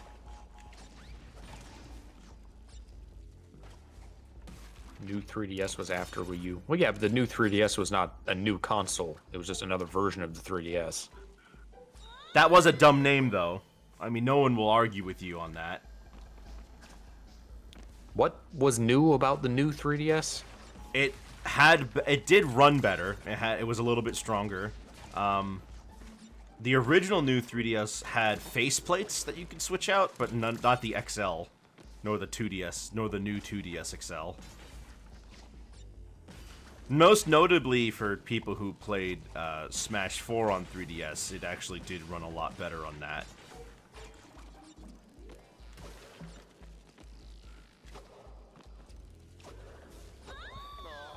Your optimism is inspiring. Second stick. Oh, the new 3DS introduced the nipple. Yep, which I didn't find much use with. Yeah, it barely moved. It did. I would have preferred an actual second stick, but I guess they didn't want to mess with the form factor too much. The sad thing is that the actual second stick add-on that you got for Snake Eater 3D didn't work on the new 3DS.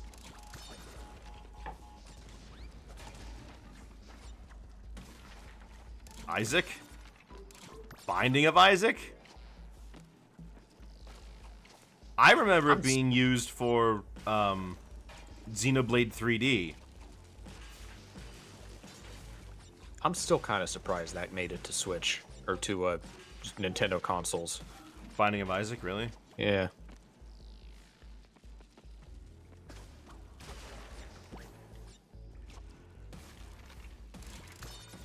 Look at all these lives we're getting. Definitely need those. But we are hurting for them a little because we're at like 80. I know.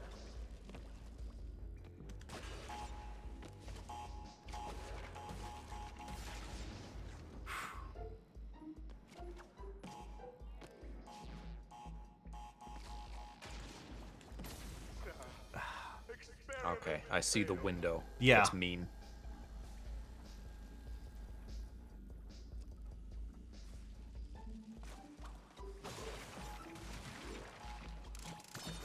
It's doable, but annoying. But this, you know what?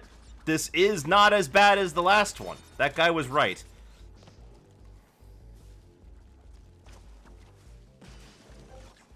Any game that needed camera movement. Yeah, I mean, in theory, it would be great, but again, it just wasn't really usable. No, it was way too small, and it felt like it wasn't reacting to anything you were doing. You got very little tactile feedback. I don't know if I owned a game that could use it. I actually didn't play a lot on the 3DS. I expected Smash 3DS to be able to use it to like do smash attacks, but you couldn't do that.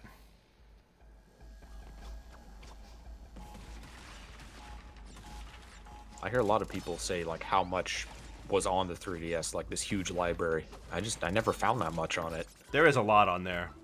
I mean, between the 3DS, the just general like online games, you could buy DSiWare on it. Kind of just played Pokemon and Tamagotchi. Pokemon, well, Utopia. it had Pokemon, it had Tamagotchi, there was Animal Crossing New Leaf, Super Mario 3D Land, Sticker Star. Fire Emblem Awakening. Oh, I'm mad. Ugh. Experiment failed. Fire Emblem Awakening, Fire Emblem Fates for what it's worth, Kid Icarus Uprising,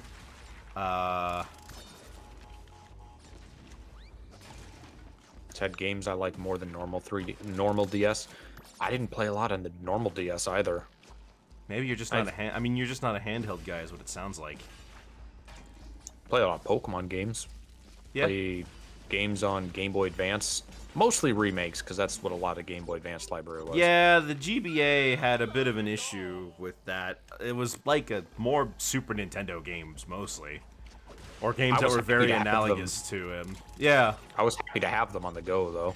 that's the big appeal, right? I played a ton of Yoshi's Island, Pokemon Battle Network. And we didn't care that you don't care that they sounded or looked a little bit worse because you were like, oh, it was on the GBA. Of course they're not going to be as good. Screaming Toad. All the time. Forget that. Yoshi sound effects from Yoshi's Story were added to Yoshi's Island too. That I didn't really mind or notice at the time. I would have been weirded out by constant Toad noises and Birdo's weird voice. Yeah, this is as far as you go. I mean, all the enemies in that game were either voiced by Jen Taylor or Charles Martinet.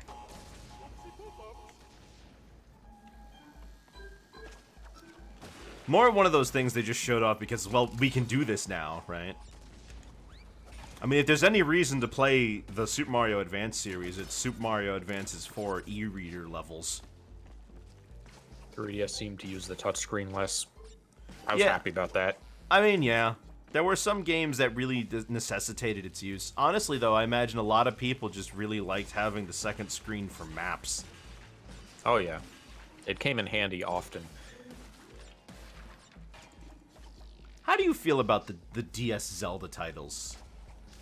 Never played them. I'm not a Really? fan of like 2D Zeldas anyway, so I doubt I'd enjoy them. Oh, that's true.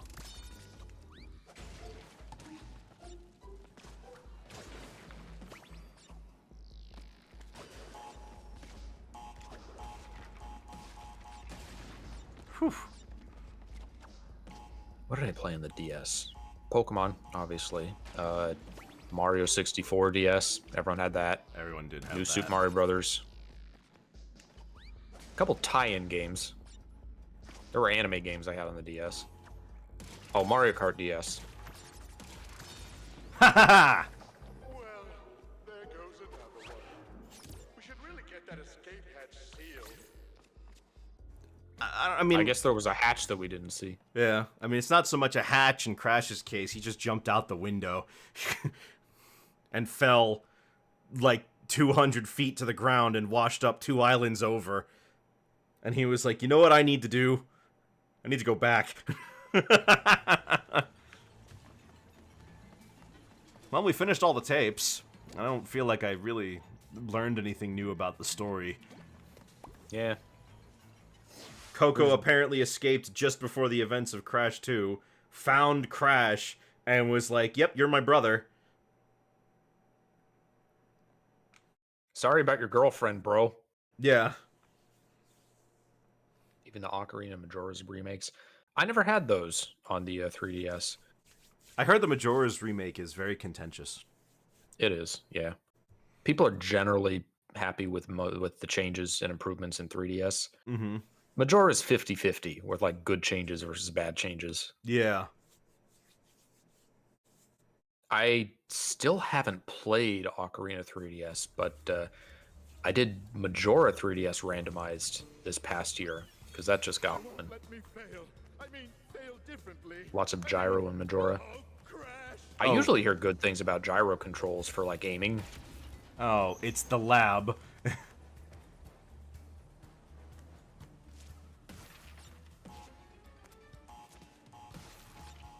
If there's an Aku Aku in this level, I'm gonna call shenanigans.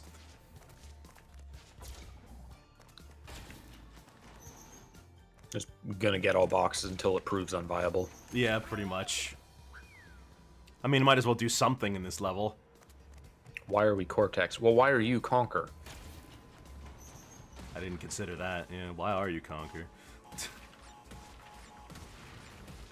We're Cortex because he's a playable character. There are 4 playable characters in this game. 5 if you count Crash and Coco. Yeah, if you count them the same, it's 4. But if you Okay, you got to shoot the nitro and then go right. guess so, yeah.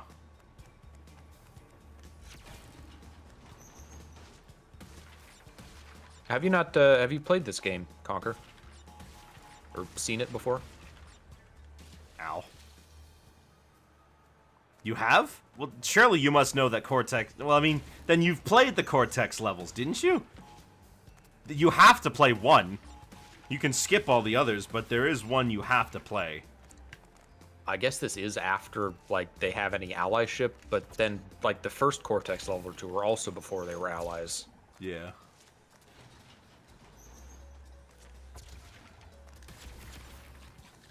Do you think that hurts, smashing his head through boxes? Probably. Entropy boss stopped me? Entropy? Of all bosses? Something was in that. I do think he's harder than the previous 2, but...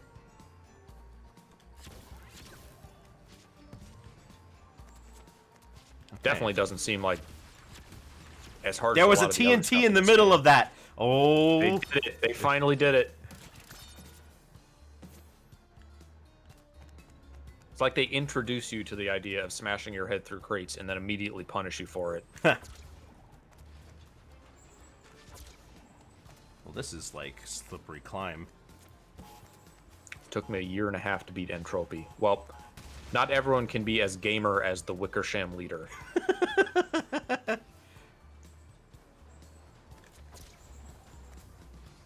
So we're just doing slippery climb then. Slippery climb combined with the lab. Sure. We needed this. We needed that. You know what? Slippery climb would have been easier if Crash could turn all of the enemies in the level into platforms.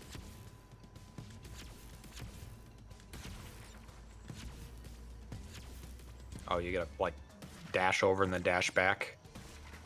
Or do that.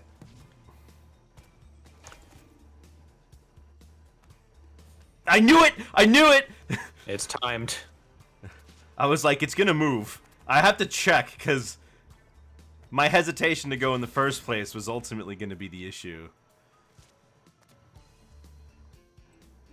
Never reached Cortex Castle. Oh, well, surprise! Yeah. Cortex betrays you again.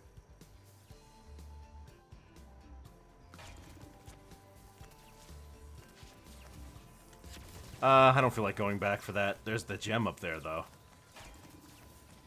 There's another one of these guys.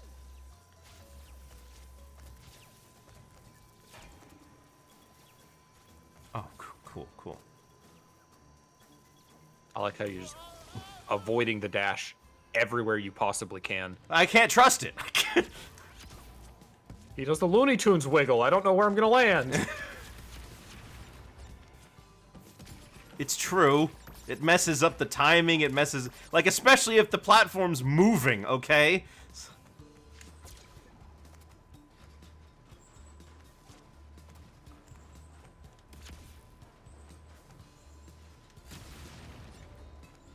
Man, if they did go the Twinsanity direction in Crash 5, it seems even less likely that they would bring back any of the, like, animal enemies. Yeah. Because we talked about it, it's all scientists in this game. It is. Ooh, gosh. Was not expecting that.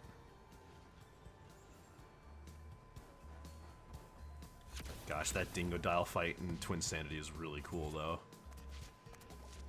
Have you listened to the music for that fight, at least? I've played through the whole game. I streamed it.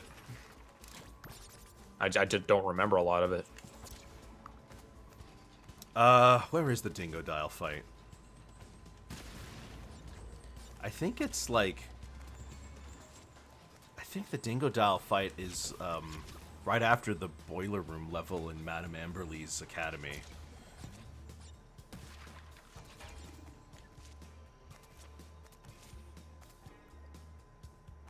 Even though these gaps are specifically spaced for the dash.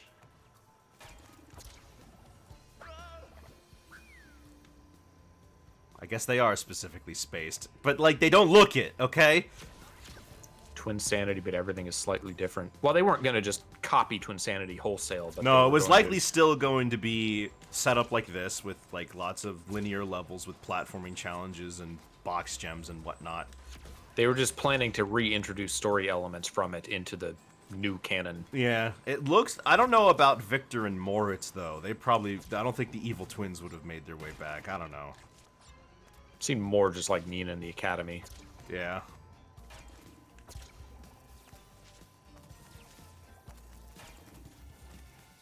Bum, bum, bum, bum, bum. Oh, gosh.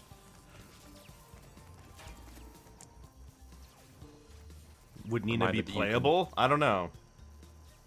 Reminder that you can shoot nitros if necessary. That's true. I'm just hesitant to... I'm scared of blowing myself up, honestly. I have to be so careful with Cortex. I can't really... There he is. He's helping you out.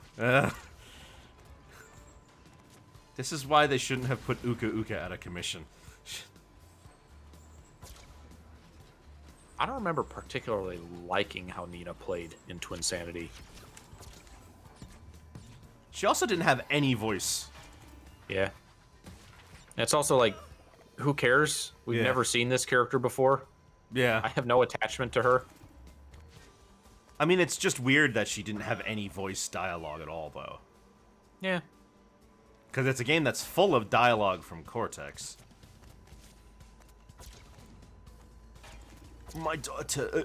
niece! There's some weird lines in that game. There's also a lot of dialogue they didn't use that's pretty strange. I can imagine.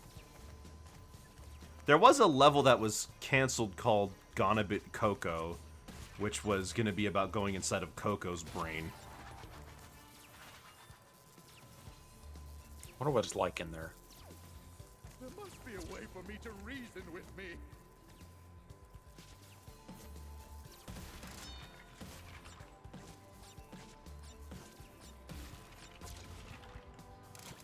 Well, if she's a professional esports gamer, it's probably full of levels harder than this. Based on the concept art, the enemies were going to be like gummy bears, and it was going to be full of like a candy world or something like that. Because she's a girl. Yeah, because she's a girl. I mean, I don't know what you expected. Because it was in Twinsanity where Coco has, like, one line of dialogue. She gets zapped, and then she just ruins everything again by karate kicking the machine as they're about to transport. And then she gets zapped again. Like, Coco just shows up to be not important.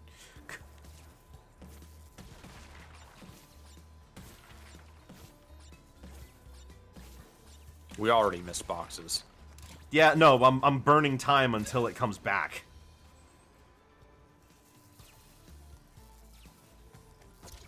Oh. This is a really zoomed out camera. It is. I mean, I like it because then I can like see. I just realized I could be shooting those nitro. Yeah. Ugh. You don't It's have just- a big it's- window to do so. It's just not my. It's just not my first instinct. I can't do it again. 16 deaths. Ugh. I still have 91 lives. It's a good thing Coco gathered all those lives for you in the distant past. Yeah. Somehow.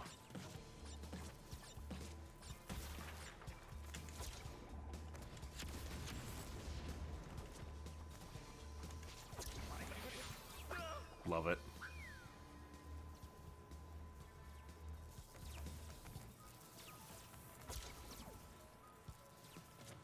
I mean, you do enough relic runs, you get an intimate feel for exactly how far Cortex's dash goes. Okay. They weren't lined up perfectly. Well, you didn't wait till the very end.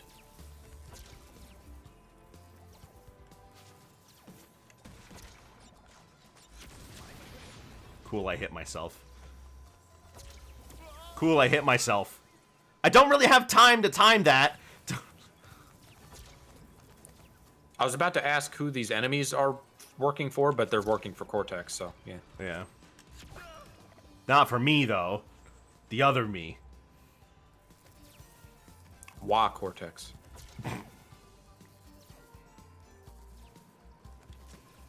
Vortex. You just know if there was like a Crash cartoon in the 90s, he would have had like a rival they made up called Dr. Vortex.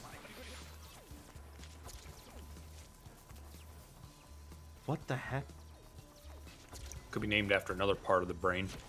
Bellum. Medulla. Dr. Medulla. That's actually kind of good. Why can't I be more reasonable like I am? Yeah. Masquerade as me, will you? Well, I'm you from the future, you idiot! I'm not an idiot! You're the idiot! Idiot! Get him! I like how the way this is written is kind of like... It's just kind of like... He just got really depressed during Crash 2 and got super serious all of a sudden.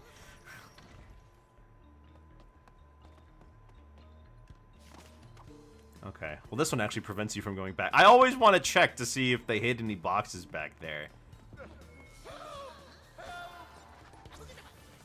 Don't make me What destroyed Cortex Castle anyway? How badly did Crash screw it up? situation. I'm not I don't know. I guess the blimp landing on it would do some damage. no, forget it. There, that'll shut me up. Bentley making a joke about the Hindenburg 2.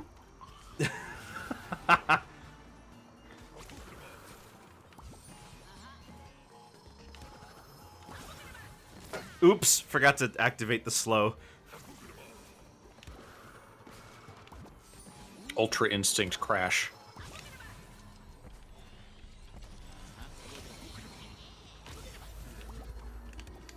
Ooh. Panic swap. Some mean crates up there I saw. Yeah, well, guess who doesn't care?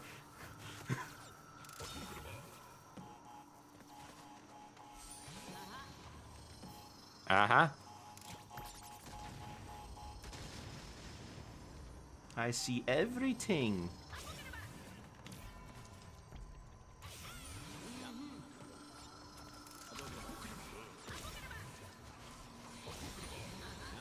Might as well be able to get the flashback tape in this level. Yeah. But I'm glad there is none. I did that so many times, it only took me 2 attempts. Alright, well, there's 2 of the main hard challenges we have for this stream. So we have, yeah, I mean, we finished pretty much everything. Now we can go back and show off all the other levels. We got 2 hours to go, pretty much. Got like an hour and a We got half. the give or inverted take. levels, The inverted gem levels, path. the gem path, maybe. And the the final, boss. and the final boss. So I think we got time for all that. So let's head back. So where we left off was Ice. Ice World. Yeah, we didn't do any of the inverted sense there.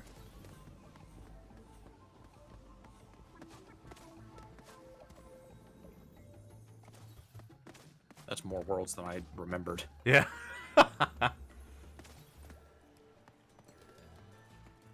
Maybe let's not do the polar level for this. No, no, I should think not. You had one gem, get a new skin. Yeah, pretty much.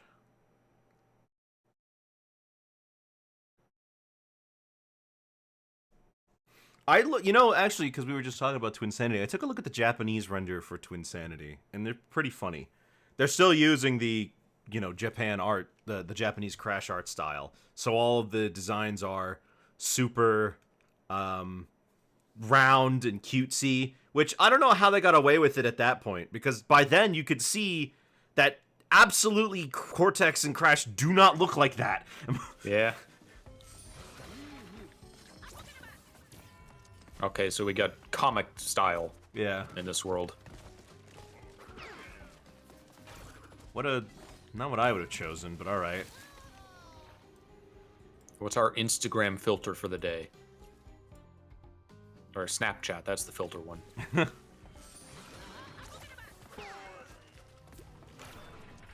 Oh, right. This is our first slowdown level. Yeah.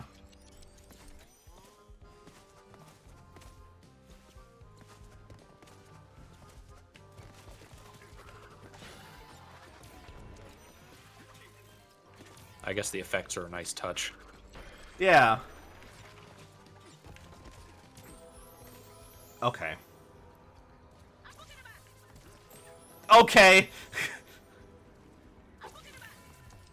How can we appease you, fisherman?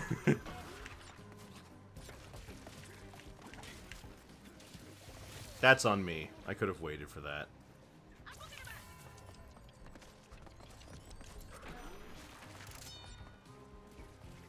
It's my kind of sound effects. Although, not what I would have expected if we're doing like a superhero comic book art style. Yeah.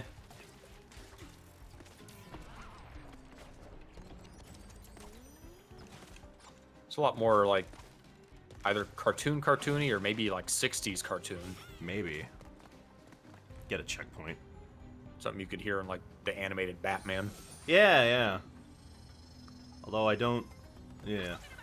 I don't know if they're... Oh, that's right, the Super Friends. Was there not a like 60s Batman cartoon? There was the Adam West show, but that wasn't animated. The intro was.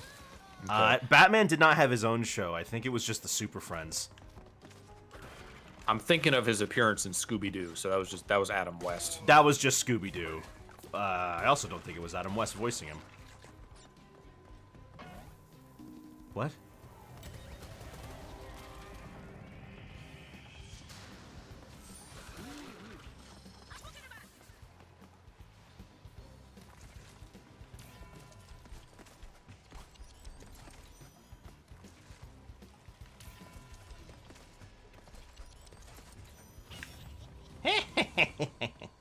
I mean, nowadays Adam West will do anything.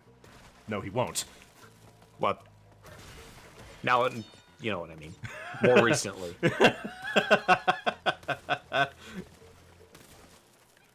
Yeah, he was just kind of up for anything for a while.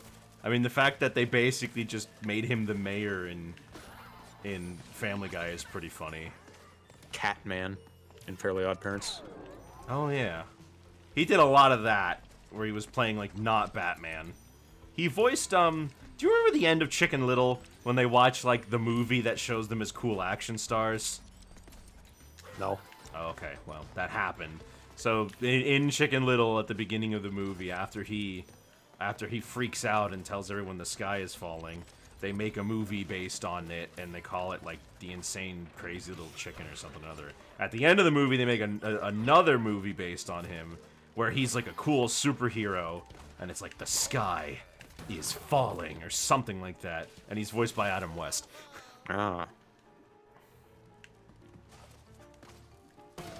It's a really mean-spirited movie, that one.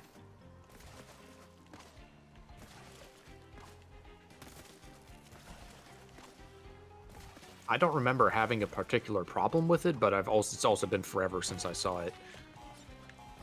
I always found it funny that they just chose to leave the mean girl brainwashed at the end. Oh my gosh, yeah. No, she's perfect now.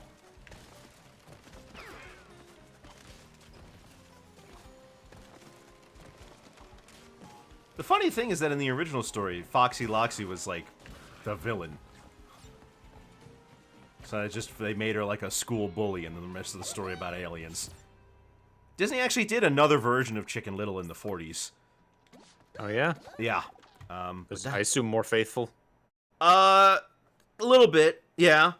Except it was during the midst of World War II, and the story was about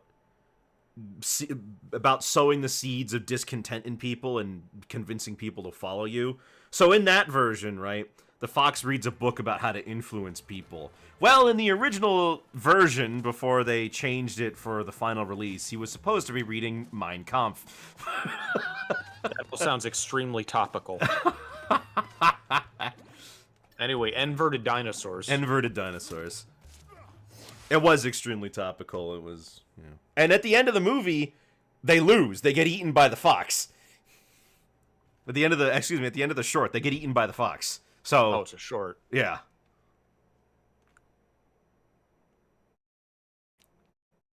Yeah, that's a real short one, just like... But no one really remembers that version because it was so specific to its time, and they don't really show it that much anymore because it's got a bad ending. Let's see how these prehistoric predators like my Brand. Painterly? settings.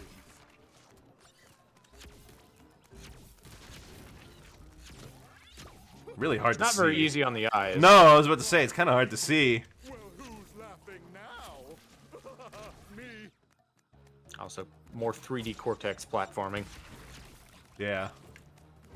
It's not very complex. I think they understood that. Yeah, it's more. I guess it's just only really annoying if you're trying to get crates because of the shooting, Yeah. the aiming. So, Batman in Scooby-Doo was voiced by Olon Soul, Okay. best known for providing the voice of Batman in cartoons done by Filmation and then Hanna-Barbera between 68 and 84 when Adam West assumed the role.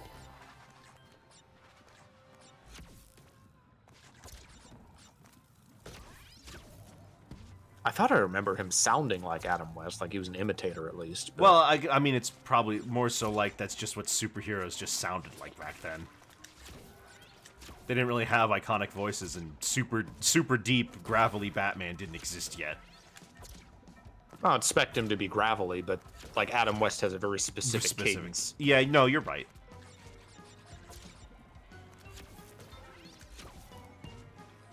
My gosh, though, when I watch Super Friends, it's really hard to like tell their voices. I mean, I can obviously tell their voices apart, but like they're all playing them the same. They're all Yeah. like speaking from the diaphragm and being, you know, like, we gotta stop them or else it's going to cause problems for the entire eastern seaboard. Much to learn. And then Wonder Woman opens her mouth and says, "Let me into the fray."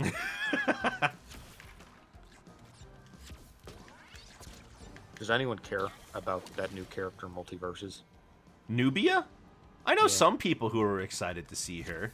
I don't mind them pulling out some more obscure picks every now and then.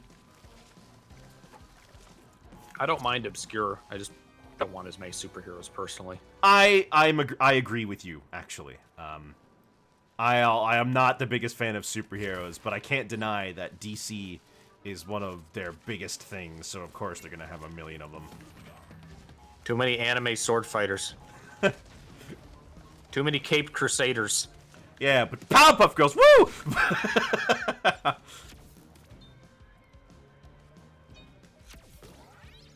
They're basically a parody of superheroes. Not a very intense one, but I mean, they had their own Justice League.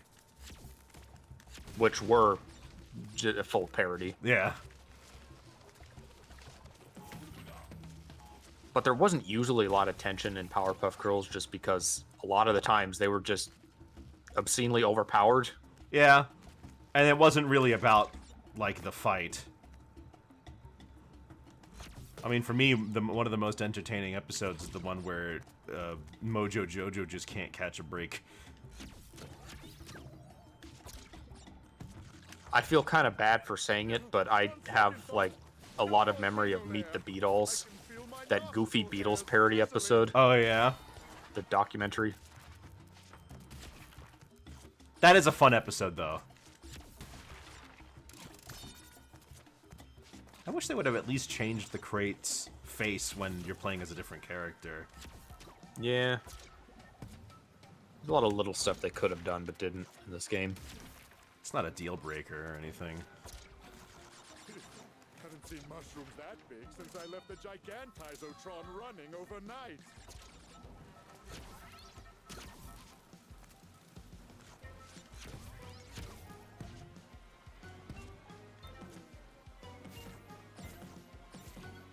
Hey, wait a minute. What's on the box? That's not Crash's normal icon for the life crates. That's like Yeah, it the is. Crash 1 icon. Oh, is it a different icon? Yeah. Normally Huh. it has, like, Crash's, like, actual current face, doesn't it? I guess I'd have to check again, but I remember it having Crash's current face on them.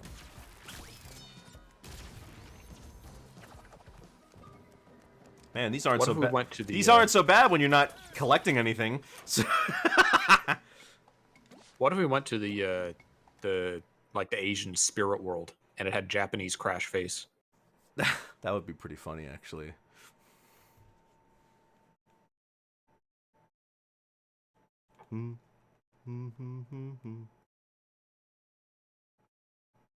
This world should have fake Crash.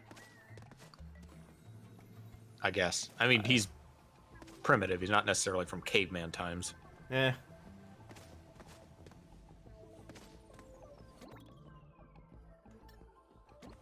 What is this one? I didn't get it. Pick up from it. Game Boy? I don't think so. Because I know the pixelated one is Cortex Castle.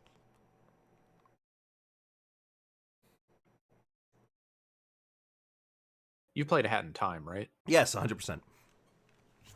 Fun I game. remember they had some filters, Yeah. including a Virtual Boy filter that just said, "Please don't use this." That was the description. It's slightly green. I can't really... Yeah, what is this? It's cell It's shaded? just like single tint.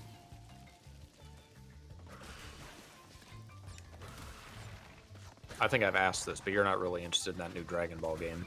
No, probably not. I mean, it's another fighting game, and two, I'm not the biggest fan of Dragon Ball. Goji and I have been talking about it a lot. Yeah, I remember. I am sad that there's so little classic Dragon Ball in it. They removed like all of that for Super stuff. Yeah, I mean, I saw that when it came to classic oh, that filter does not play nice with the with the Aku Aku effect, excuse me. Yeah. Maybe that's a part of it. Probably not. Yeah, the only classic Dragon Ball character is Kid Goku. Goku, Yeah. and it's using his design from like a brief shot in the Broly movie or something. I don't know what this filter is supposed to be. Oh. Uninspired. It's cell shaded, and is it chrome? Is that what it is? Everything's chrome in the future. It's a very green tint. Hey, look, hold on, look at that crate up there. It's got both faces layered on top of each other.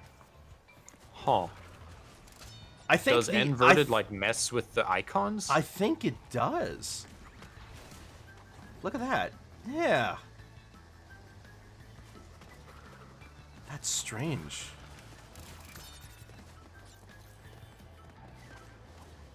Crate bugs. 0 out of 10 game. Oh yeah, because we were just having so much fun a minute ago. Missed opportunity. They should really have advertised a Looney Tunes game as being full of bugs. You ever heard of the Duck Amuck video game? No.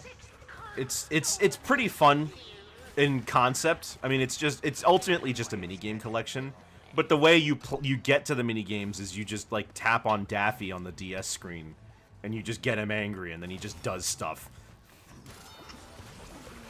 Sounds like something Rabbids would do. Yeah. Wait, I don't understand. What? Now they have dialogue boxes? What is this filter? Crash for Bermugula orbit? Yeah. See if there's like a wiki page that says anything.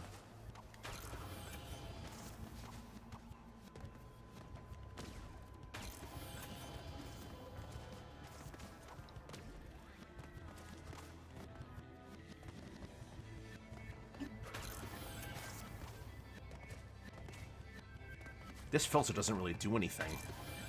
No, this is like the least impactful one of all of them we've seen.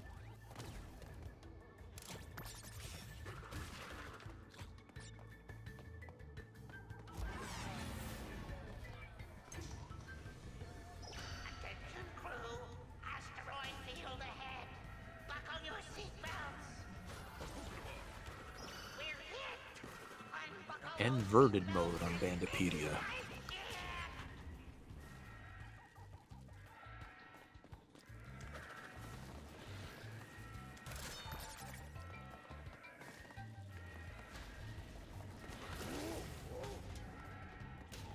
quickly, minions. Prepare master and escape pod. Abandon ship.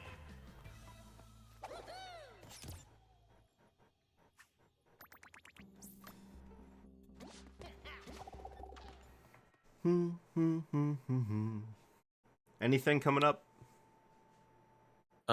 The colors of most of the level geometry have had their contrast levels inverted and overlaid with a blue-green filter. Lighting untouched. Edges have been given bold black outlines.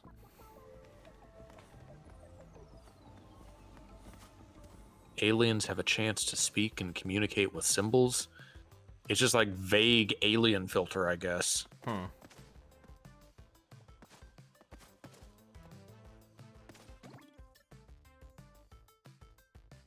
Do I want to do... Yeah. Gotta do one inverted as Dingo Dial. Ugh. This is gonna be It's awful. okay. This is easy mode. You Yeah. have moon gravity. Yeah. I move like a slug in molasses, but I got moon gravity. So the marsh, what we did, the marsh level, was that with Dingo Dial? No, we did the inverted one we did with that was the Mardi Gras level. Okay, Or- because that was it's the not- one. That is that was, Mardi Gras? It's got skeletons. I don't know what it is. Mardi Gras. That's not Mardi Gras. Well, it's New Orleans voodoo kind of motif. Yeah. I guess Mardi Gras, kind of a little bit. So the marsh was 1.25 speed. This is 0.5 speed. Let's see if these tall poppies know how to smoke a steak. Oh.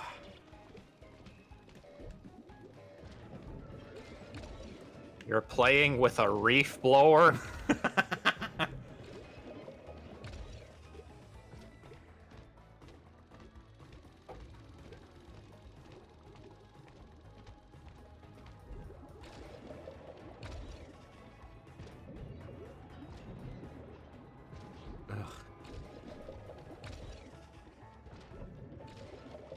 I didn't remember it being quite this slow. I guess I wasn't paying that much attention. Maybe it feels slower when you're not playing it. Yeah. Also played the crash levels first and not Dingo Dial. So by the time you got here, you just were used to it.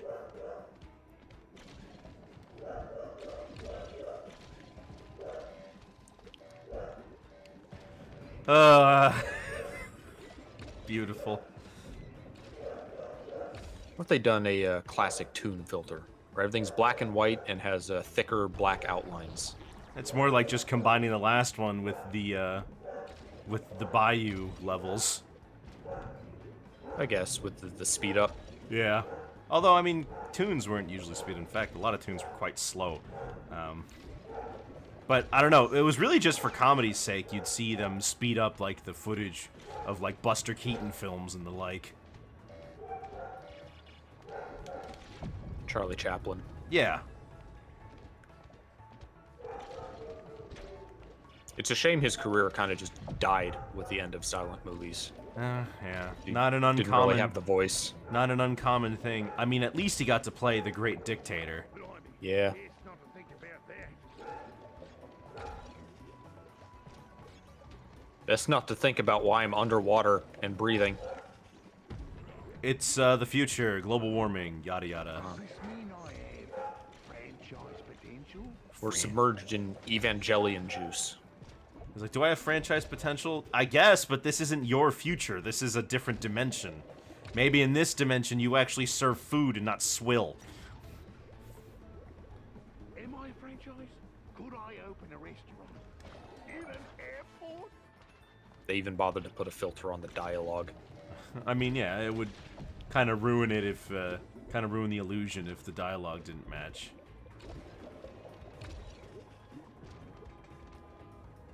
Oh, right, I gotta go this way.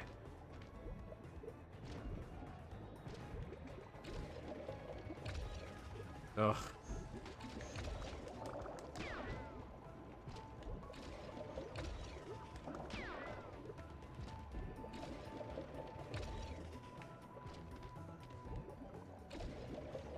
Wouldn't it be funny if they actually went to, like, I don't know, since they're all about referencing old Crash games, they could have treated the other Crash games as a separate timeline and gone to that timeline. It's one of the worlds. Yeah. Like, it's just mind over mutants enemies and stuff like that.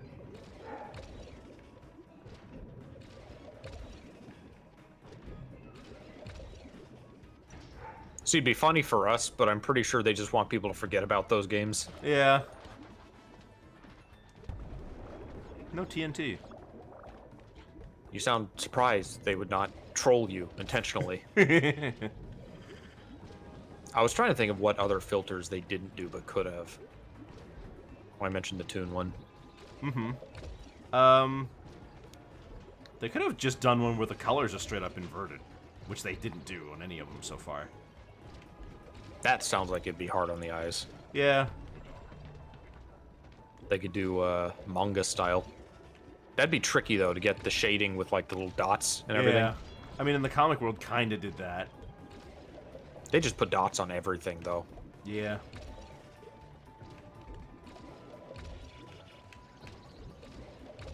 Well, on the plus side, I do have a lot more time to think about what I'm doing. My franchise because I saw my future franchise. Oh, bollocks, my head hurts.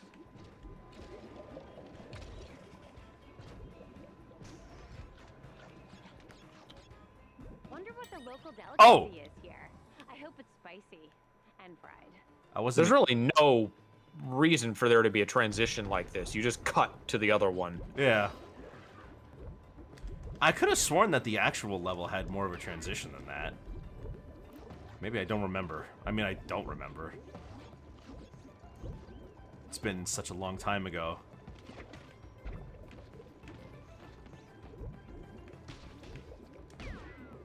Which way do I go? Right. Oh, right, yeah.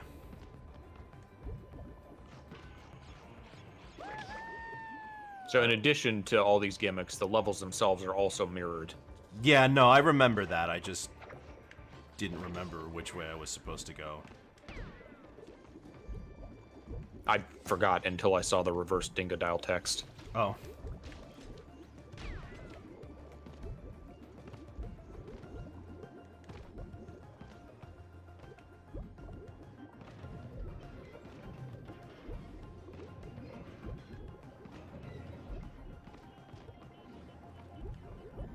Oh, right, it doesn't work like that.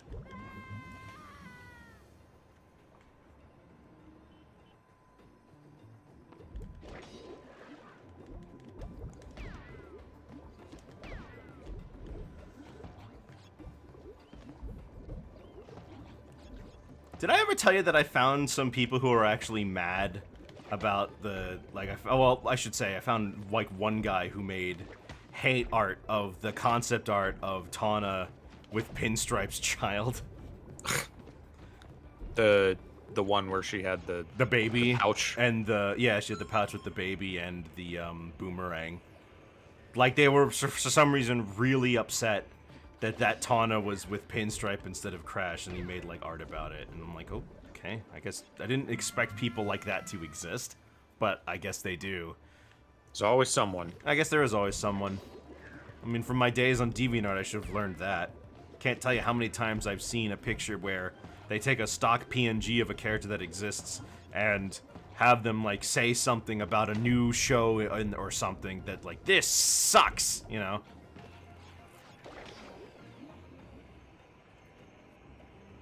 Instead, it was like, I'm sorry I left you, Crash. Pinstripe doesn't care about me like you do, or something like that. And I'm like, I don't think Crash cares about anything.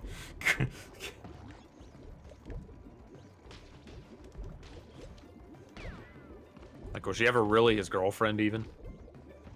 Maybe he just thought that. He's like, I have a chance. I mean, she did hug him.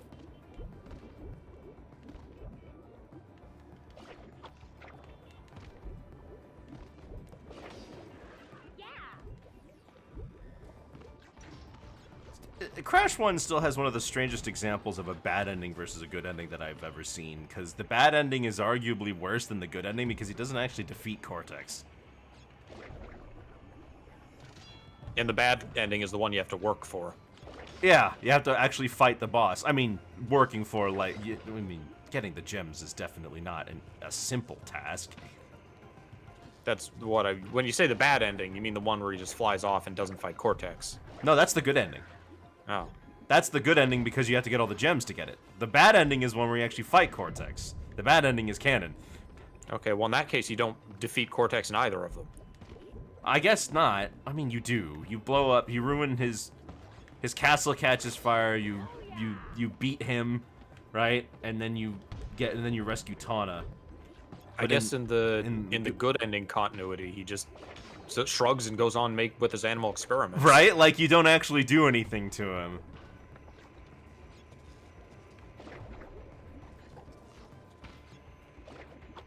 I guess it was good for the island, because Papu was able to open a big and tall.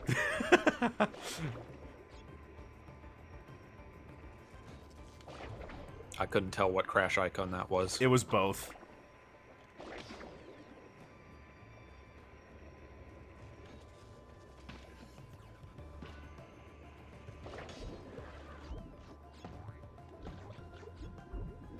Actually, come to think of it, it's kind of funny that in the Gems ending where you don't fight Cortex, that's the one where you get the "Where are they now?" and it says, Yeah. "No one has seen or heard from Dr. Cortex." Yeah. I mean, they seem to like the Ripperoo's backstory enough that they basically made that canon. He had enough time to get a doctorate in between Crash 1 and 2, even though it was only a year.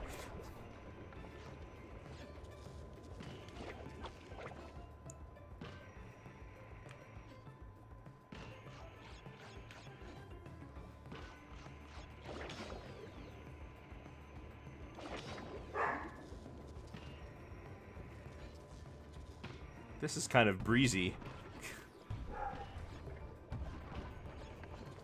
Ultra Instinct Tawna.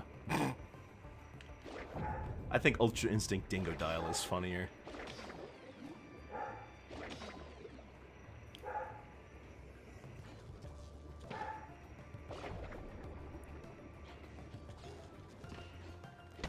Help, I've forgotten how to double jump.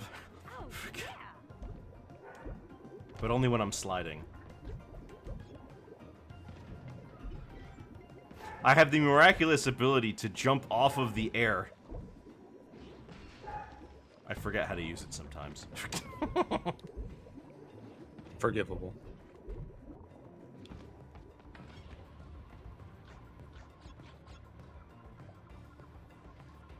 You think Bumpa Fruit are like grapes, or are they more like a blackberry? I think Blackberry. Well, now that I'm looking at the icon, they are more like grapes. They're too, like, round-shaped. for a bunch of grapes, I think. Yeah. Fun fact, pineapples are in fact very large berries. So are bananas. Didn't know that. And watermelons. Strawberries aren't berries. Of course, the only people who cares about that is people who Nerds. are, yeah, I mean like science nerds and stuff like that, because there's a, you know, you can have the knowledge that it's not a berry, but that won't help you in like having a conversation with somebody. Sometimes if you're an expert in something, you vastly overestimate how much the average layperson understands about it. Yeah.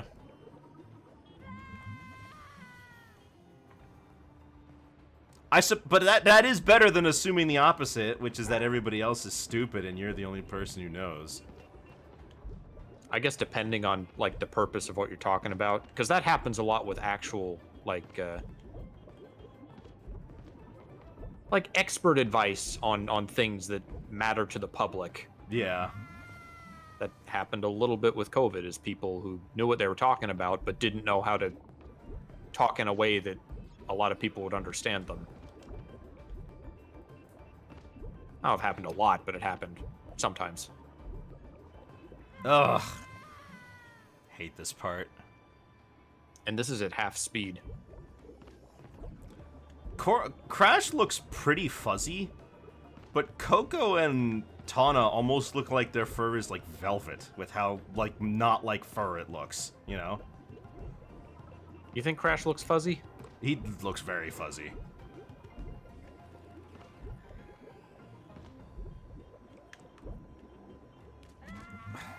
Just sit on the hood. Just...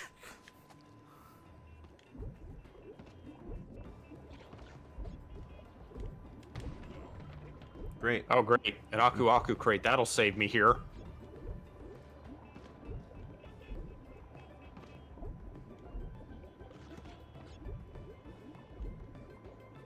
There we go. Spicy fried mystery food.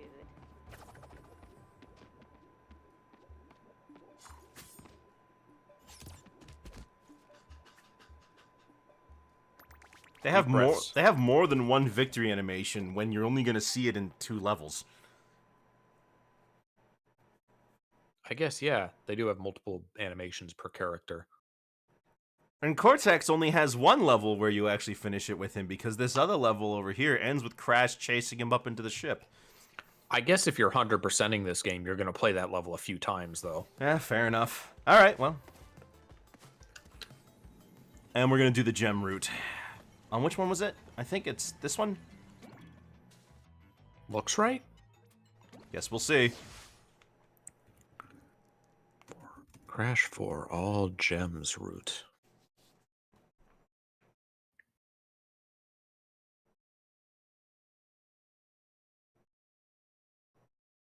Toxic tunnels. Okay, cool.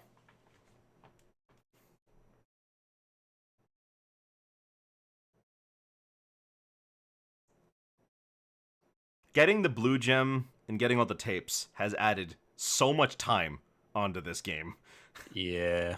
If I didn't do either, we would have been done like 3 parts ago.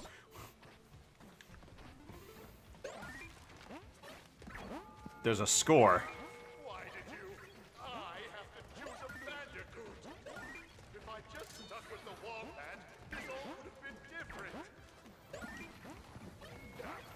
Do you get more points for sliding than spinning? Yes.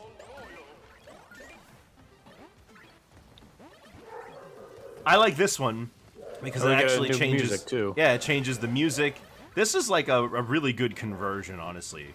Like it does a lot with the filter for what it is. Yeah. This one's got both faces overlaid on each other again. And the actual life icon itself doesn't look like the Crash 1 life icon. It looks like just his normal life icon here.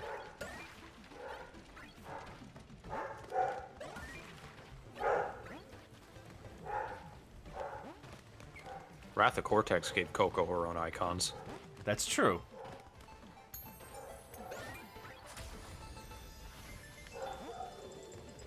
Why is there a sideways Z on the door? The N stands for nice place. Okay, so there are crates on this path. Yeah.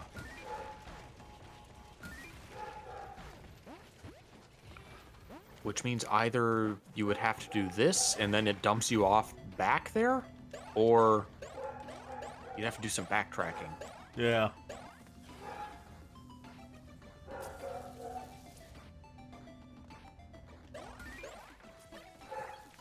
And we don't have checkpoints. This is all one go.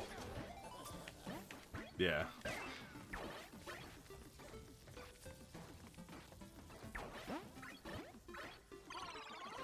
Cool.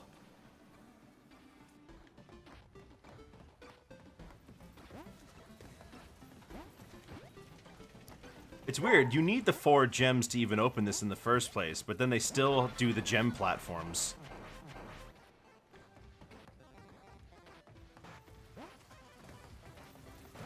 I guess it's so you don't go, like, on the first gem and then realize you don't have the next one. Although you could just, like, die in that case, because there's no checkpoints. Yeah.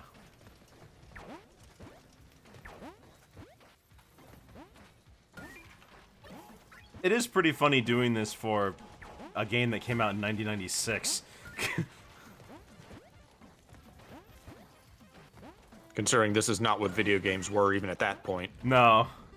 But we still get the bleep bloops every time they appear in a TV show. You know, They're just 2020 They're just playing Nintendo Online expansion pack. with the Xbox controllers. Not even Nintendo games sounded like that. That's like Atari noises. Yeah. I mean, the thing is, a lot of those Atari sound effects are in the public domain. Which is why they're...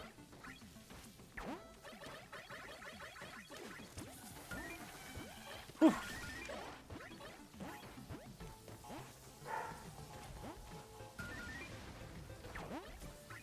I think people, like, writers just think it's the easiest way to convey to all audiences that a video game is being played. Oh, yeah, no, that's why they do it. I mean, have you ever noticed that, like... You ever notice when someone thinks of money, there's a cha-ching, like a cash register? When was the last time you actually heard a cash register make that noise? Yeah. They don't make that noise anymore because they're not mechanical machines with an actual bell inside anymore. They've got software.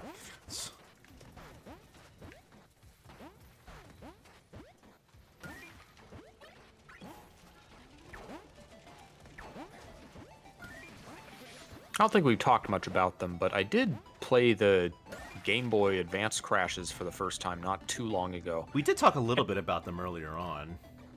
But, They're not go on. bad. Yeah, no, I've heard good things about 2D them. translations. I mean, the Crash series already has 2D gameplay, so it makes sense to me.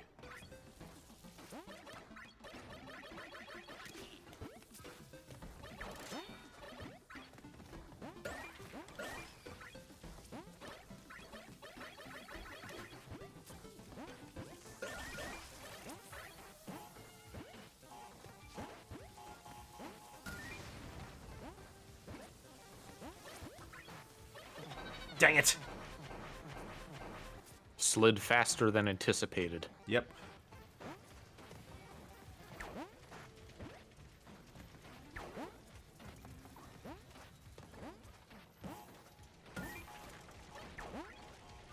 But those Atari Pac-Man sound effects are probably the ones you hear most often, and those are public domain sound effects. So anybody can use those.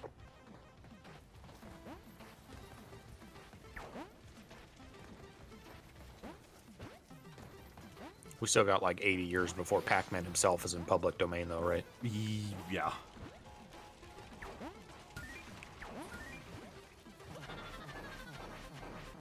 And that would only be the earliest iterations of Pac-Man's artwork and game, not Pac-Man the character.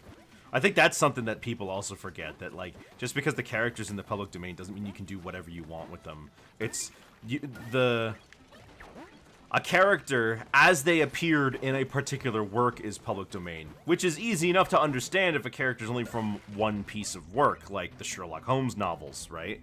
that's easy to understand. But like when a character is still being actively used by its original creators' companies, then that makes things a lot more murky. Even if the original creator themselves is gone for Yeah. a certain length of time.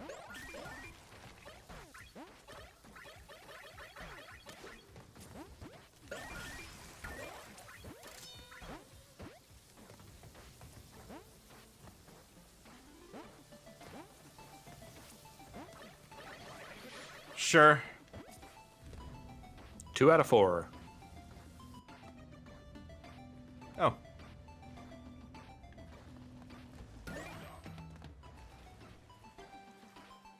Who's gonna bounce on that? No one. Who would be dumb enough?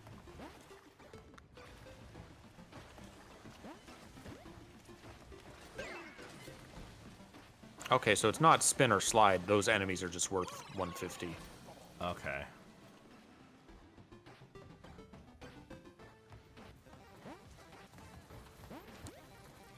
What if there were a speedrun category for getting the highest score on this level? I imagine some people would try to see what that is, but I also, in a way, imagine that the highest score you can get is like killing every enemy, because your score doesn't change if you die; it just goes back to what it was before. There's no combo counter or anything, so it's not like it's especially skillfully based, you know? Yeah, it would just be doing everything in the level the Mm-hmm. fastest. Killing every enemy, destroying every crate. Well, the bumpas don't add score. Oh yeah, they don't. We all know they would. It's kind of funny. You go back and play the first Super Mario Brothers, you realize how few coins were in that game Oh yeah. compared to later Mario's. I mean, they're only in boxes. They're only in the question mark blocks. They're not really out in the open. They're only used very sparingly in a few. They're only used very sparingly in a few bonus areas, and I do mean bonus. They're like way out of the way. generally every third level is the one with coins out in the open. The water levels or the mushroom platforming. Right. Because if you get all of the floating coins in one of those levels, there's a one-up block in the following world. I that didn't know appears. that. What an I wouldn't have interest- known if not for the retro achievements. That's an interesting mechanic. Games just would do stuff like that, and you weren't expected to know. Yeah. When I found a hidden one-up thing, I would just have assumed it was always there. Right? So the retro achievements was to get that on every level, collect, or it was just every For level each that- one. You didn't have to get all of them in one go. Not like it's So you'd all have that, to get, not like like- it's all that hard. Plus, once you get 100 coins, you get an extra life anyway. But coins were scarce enough that that was, you know, a real reward in Mario 1. Yeah, true. I'm so glad that they just kind of eventually realized that nobody cares about score. But they still have it. Some Mar- games. Mario Wonder has it. Oh, does it? Yeah. That's weird. Especially considering it doesn't even have lives anymore. Wait, does it have score? Now I'm trying to remember. I don't remember it having it, but Oh, you know what? Oh. It would have these little pop-ups that would say, like, good, great, wonderful. wow, invincibility exists in this game? I didn't know that.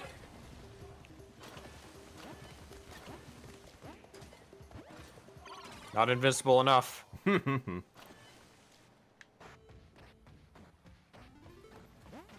There's some games that are built around score that can still use it effectively. Well, yeah. But a lot of the ones that had it didn't need it or didn't benefit from it. Sonic doesn't. I mean, most of the time when I'm playing older games, I care about the score insofar that's like getting 50,000 points gets me a continue. That's as far as you know. And that's what a lot of them ended up using it for. The Sonic games used it for that a lot. I mean, I care about it when I play that game because it's one and done on the Genesis. If I get a game over, I can't continue, right? Tony Hawk and Spelunky are two cases that obviously utilize it. Well, because I guess score in Spelunky is also your money. Yeah. But since that's a roguelike, People do still care about high scores in games that Yeah. are like designed well around them, but no one cares. No one really does high score runs in even like the classic Mario games. No one does a high score run for Super Mario World or anything like that. yeah. Especially since in many games, if you die, you lose the score, so it's not like you can really keep track of your cumulative score over the entire game.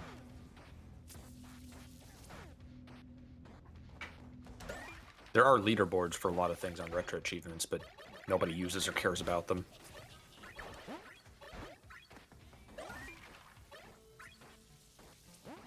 People still absolutely go for high scores in games like Tetris 2. Tetris, though. Excuse me. Not Tetris 2. I don't know anybody that plays Tetris 2. Saw a bunch of articles recently about some teenage kid who finally beat Tetris. Oh, yeah. Got to like level 256 or something. I don't remember what it was. Yeah, and it was previously thought impossible for a person to do that.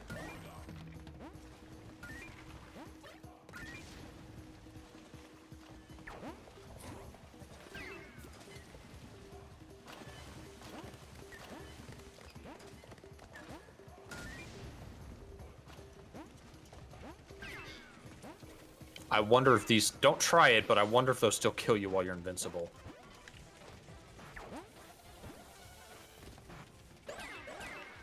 Bold move, Cotton. Alright. Let's watch what we're doing. Those are going to go up into electricity. Are they just going to rise over and over again? They are.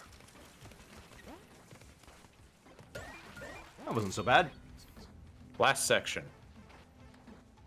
Still gonna close the game with 100%. Why are you going through this level again? To show it off. Still implying he was ever planning to 100% this game. I've made that very clear from the beginning that I was not doing that. No, he's just made a point to show off all of the inverted levels once. Not all the levels, Or the but yeah, all worlds. the worlds. All the inverted gimmicks. Ow. It's a mean enemy. It's a trap. Actually, you might be right. I think I do remember some news host like throwing shade at that kid who beat Tetris. I don't remember that. Did I say something about that? No, somebody in chat mentioned it. Crash, walk around it. Whoa, whoa. Too complex for me. Oh, are there 5 sections? 4 gems, 5 sections.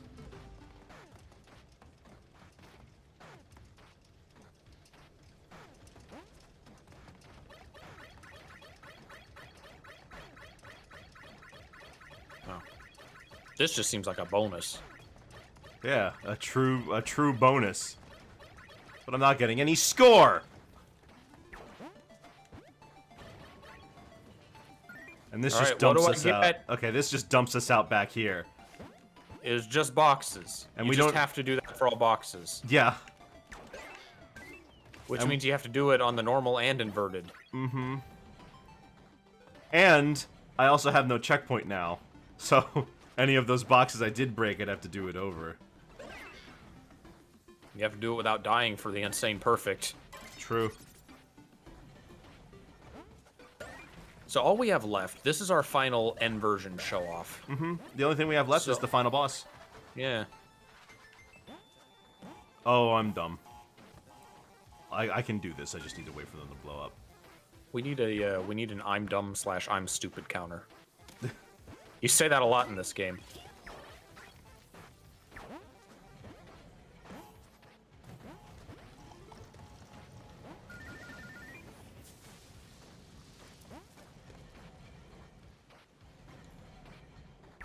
You know what? I guess though, if like in the thing you mentioned where like games don't really look like this anymore, I guess you could say it's like playing a like Shovel Knight or something. I guess. There are definitely games that still imitate this type of sound and look. Yeah. I suppose it's interesting that like when it comes to video games, there's really no outdated aesthetics, you know? When it comes to like movies, who's gonna make a movie today that has no color and no sound? Not many. Lighthouse. Well, not no sound, but So I did see, I think there was one that got to like the Oscars, a silent film that was in black and white like 10 years ago.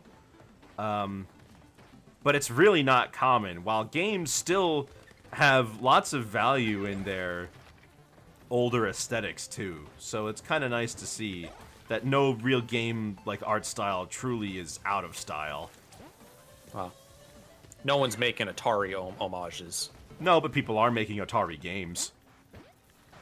I guess a couple. There's homebrews being made every year. GameStop sells them. GameStop sells new Atari games. Huh.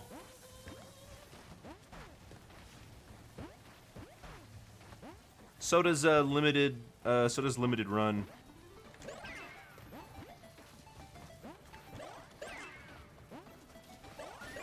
Guess I should check this out because I missed it the first time.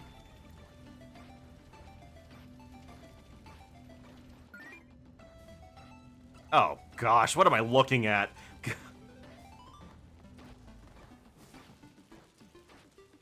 What in the... It's your favorite type of crate. Yeah. Well, I took All right, a well, look. that bonus was cool. Well, I took a look.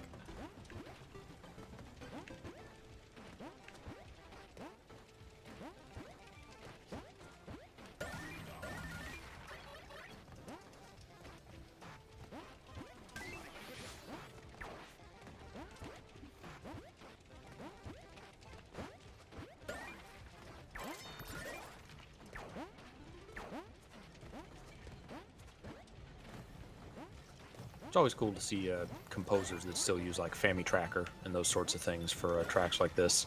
Yeah.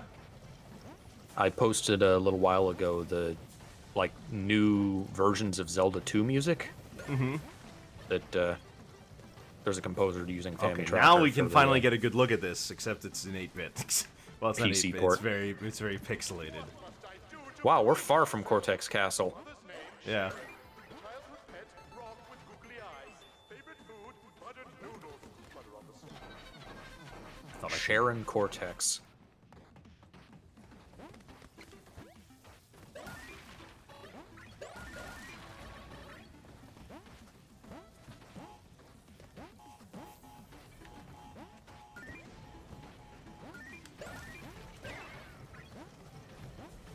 Okay, cool.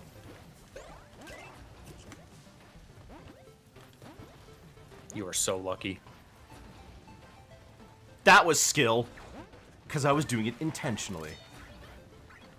Just wanted to give the audience a little spook, keep them on their toes. Absolutely.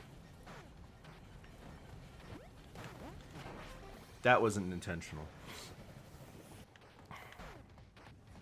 If someone asks if you were a gamer god, you say yes.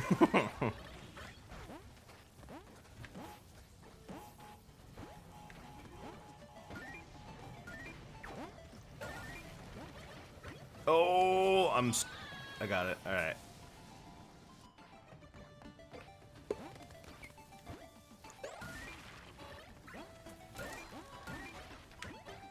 Love it when that happens. I've noticed that I can't really spin away Wumpa. Yeah, they don't do that in this game.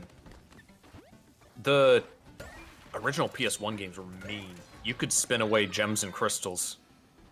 I don't You can't do remember that being in able. Insane Trilogy. I don't remember being able to do that when I played Crash 1 or 2. Well, because 2, yes. 1, you'd never see gems or crystals just sitting out. That's true. They might have removed it in Crash 3. I know you couldn't 2, though. So if you're dumb enough to get to the very end of a level on the gem platform and spin it, too bad.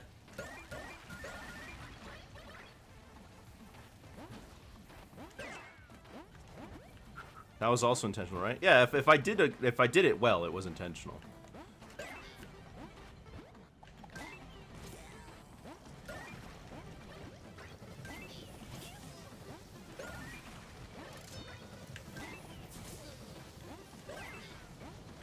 You can just spin them like anywhere. That's crazy. I would have thought it would have been a little more particular than that. Yeah. That's the same way that the well, they're not as forgiving as like the shield guys in Crash 1, where you can just spin them from the top. Yeah. But as long as you're approaching it from, like, anywhere on the side, it works. Alright, well, we've got plenty of time to spare to fight the final boss, and given the rest of the bosses have been very kind, I expect to be able to beat this one relatively quickly. I don't remember how this boss fight goes. You use all the masks. We get Wombat Coco.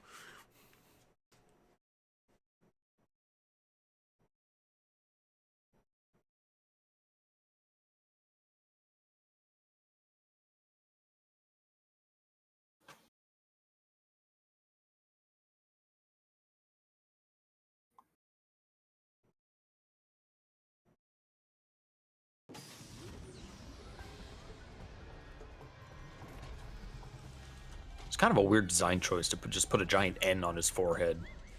Yeah, but I like it. Do you have any idea how stubborn I used to be? Yes. I need to stop him from making you. But I can't kill him because that would kill me. So I guess that means I'll have to kill you. But Papa, Yoink.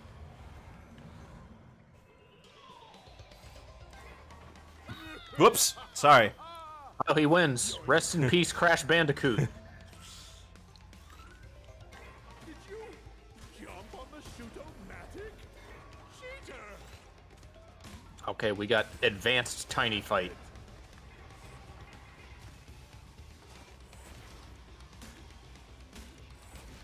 I mean, I can break it in one hit by belly flopping.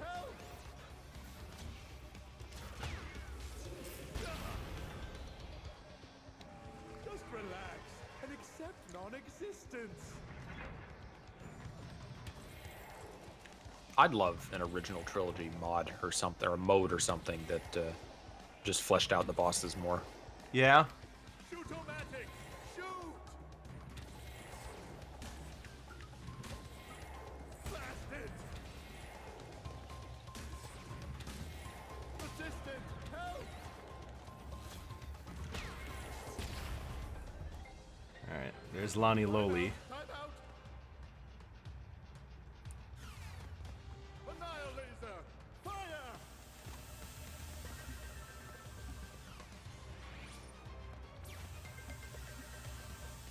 At least the color coded. What's the matter? Afraid of the searing, deadly laser? What's the matter? Can't aim? Careful, I might flip. Yes, your whole world is upside down. Confused? Disoriented? I can see your tiny brain cells frying themselves.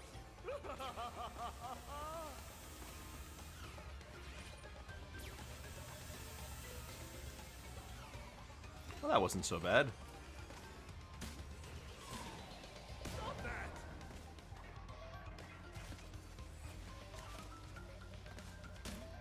The shoot-o-matic doesn't even shoot. It just No, it's explodes. like a pulse wave. That guy shoots.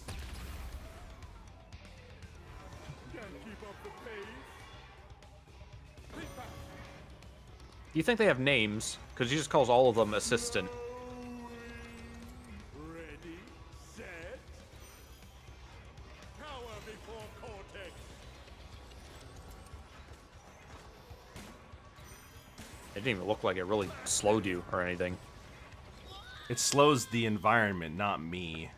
Ah. Though once again, bosses in this game have checkpoints at every hit, so Yeah. very forgiving compared to everything else in the game, Not that I'm complaining. which I guess is the trend for Crash. The bosses are kind of always the easiest part.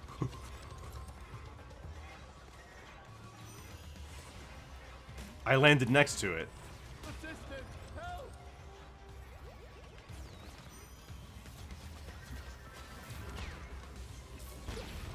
Rude. So now we got one left, Akano. Enough. I'm bored of your shenanigans.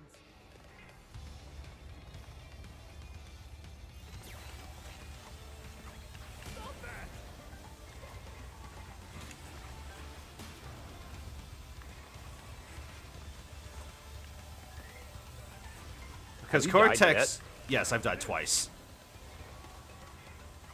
Resistance, help!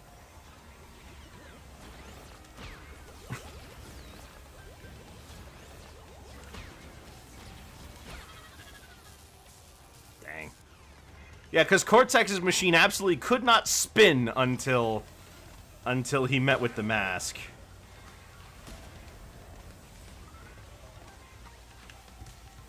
Ow. Oh, there's a Crash 1 theme mixed in. Yeah. They've been doing that a lot. Unbelievable! Whoops. Maybe just stick to the bouncing.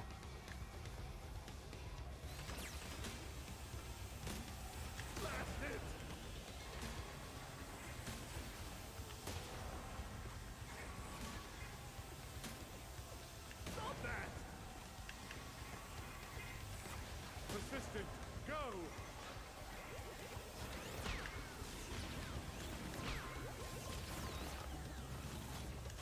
Dang it! I can't see where they're gonna fire. Okay, we get a checkpoint for just 4 Yeah. on this one. Well, I mean, since we have to hit them all in a rapid succession, that makes sense, you know? Yeah. Can I spin into this? I would No. assume not. No.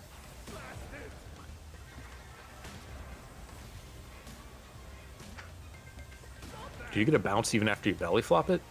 Yes. Resistance, help!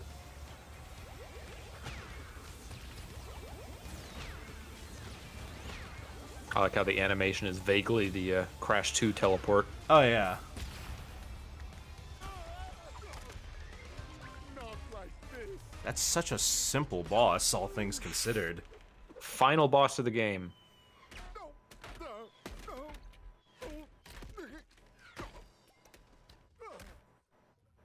That happened to Crash in Crash 1. Yeah, and he took it like a champ.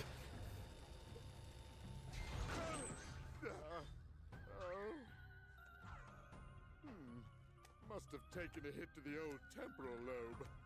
But a fallen foe can only mean one thing. It came to blows, and I won! My new general's first order of business will be to dispose of you. We are closer than ever before. Quickly, into the vortex.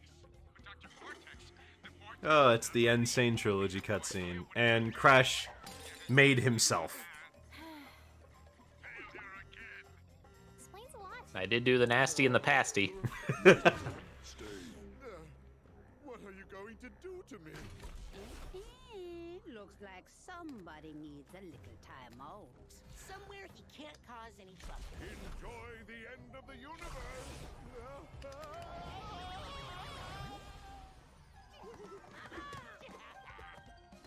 He still hasn't done the Crash dance. That was kind of it. Closest we're gonna get. Yeah. Ready for you. Say good day to delectable dishes inspired by my interdimensional travels. Enjoy the breeze with our innovative three-wall dining room design. Dingo's Diner. Health and safety rated D. For delicious. Warning, D is a failing sanitation grade and does not stand for delicious. That felt very Ratchet and Clank. It that did. Scene. Wait a minute. I didn't 100% the game. Why am I getting this cutscene? Peace at last. Because this isn't the 100% ending. Oh, that's right. Never mind. Anyway, I guess she just lives here now. I mean, well, I happened to her to mention maybe it got destroyed by female entropy. Or Ansem. 4, 3, 2, 1. You would eat at Dingo's Diner? You would get typhoid. And rest in peace to Mel Winkler.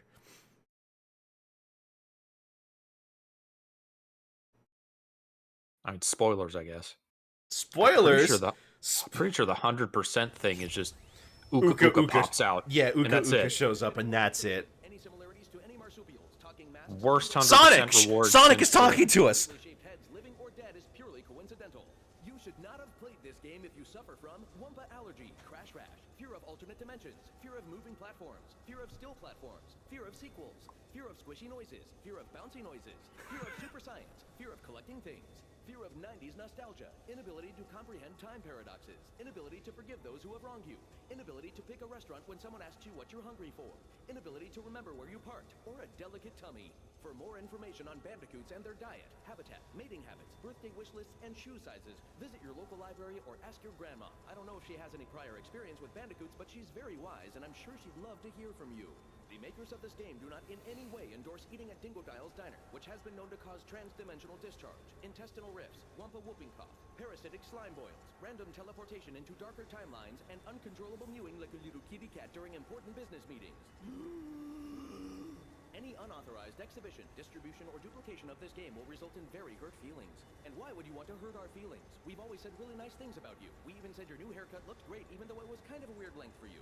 Guests of Crash Bandicoot stay at Insane Beach Suites, which is just a log with some moss on it. The moss is really soft, though, so you should be able to get a good night's sleep. What, are you too good to sleep on a log? Sorry, Your Majesty, I suppose you want a continental breakfast. It just doesn't instead of end. A handful of ants that make their nest under the tree. Jeez Louise, there's no pleasing some people. Can you give me a minute? Okay, I'm ready to go again. The events of this game are absolutely 100% canonical. Unless you didn't like them, in that case it was all a dream. I like that. I like that events of this game are canonical unless you didn't like them. I'll You take. had me at you had me at you shouldn't play this game. Oh, I wouldn't say that. I would No, I still wouldn't. recommend this game to people. Just never. Don't do what I did. Even don't bother to go for the gems or the flashback tapes. Just play the game, right? Because this is a nice, fun, breezy experience with a decent story and fun and fun environments. If you're just going through it, but man, 100% in the game sounds so bad. I don't even want to attempt it. I am very glad it's all platforming coming off of Crash 3. Wrath of Cortex even. Yeah, because Wrath of Cortex was really just Crash 3, but more. Is this our credits music? Yeah, this is our credits music. Well, okay. Final thoughts. I mean, I kind of just gave them, but let's talk about some things I liked. I liked alternate playable characters. That was pretty fun. There were a decent number of them to justify having the alternate playstyles, but they should just end when they reach the end of their area, and they shouldn't force you to do the extra half of the level as Crash again. Not, I don't know why they did that.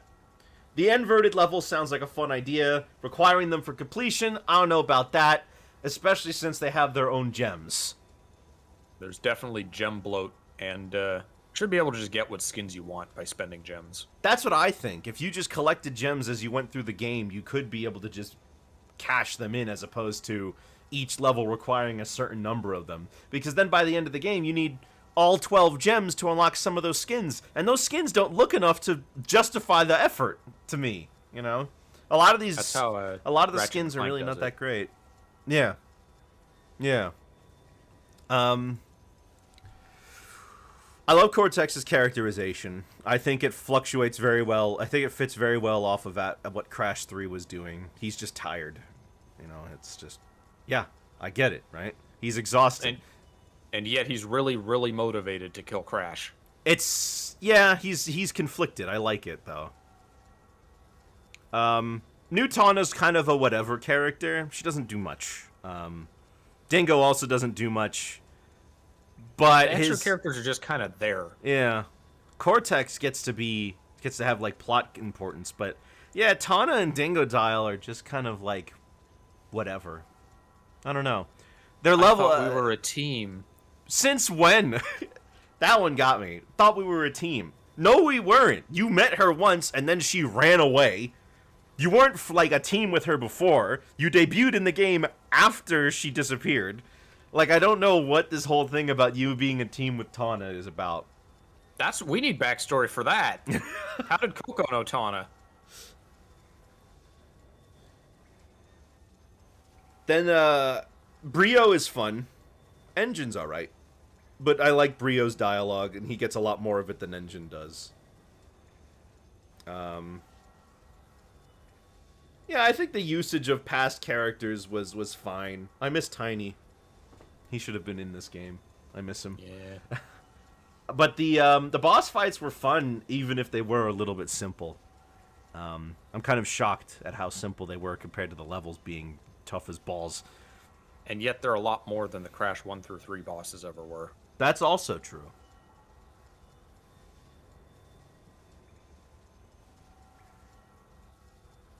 I kind of hope that the next game, if there is one, moves a little bit away from constantly referencing the old games. I would like to see something a little bit newer, you know? Yeah. I mean, this game does it well. The flashback tapes are an interesting way of, like, explaining kind of what happens to them. They get a little bit of story with that. Although the flashback tapes themselves are brutally difficult, and I can't really recommend them, even if it is new content. You have to work hard for those. The difference between us just going through this and getting all the flashback tapes, let's set aside completing them, Yeah, added so much time to this so much playthrough. time to this playthrough. I mean, for Pete's sake, Cortex Island took us 2.5 streams on its own. That's 8 hours of Cortex Island. There definitely could be better difficulty scaling. I don't think I would mind stuff like this if it was totally optional and just something for us, like, Super Crash pros. Yeah. Gamers, you know. The gem thing needs to be reevaluated. Yeah. Just make it boxes and the hidden gem, honestly. Boxes, hidden gem, and dying less. That's fine. The Wumpa gems are pointless. I don't know what they're there for, you know? To give Wumpas a reason to exist because you got rid of lives, I guess? I like them for that reason. The inverted gems don't need to exist. No, Inverted can just not have gems at all, if you ask me. I don't know, it's just... And I don't even want to bother with the time trials, but the fact that the Platinum Relics are actually required for 100% completion, and the 100% completion bonus is not worth it. It's not. You get an extra 3 seconds of cutscene that just shows Uka Uka is back. And did anyone really think he was dead? They just kind of left him at the beginning of the game and didn't acknowledge it. Levels are too long. Levels are very long. The Rush Hour could be split in half. Pretty much every level could be split in half, I feel.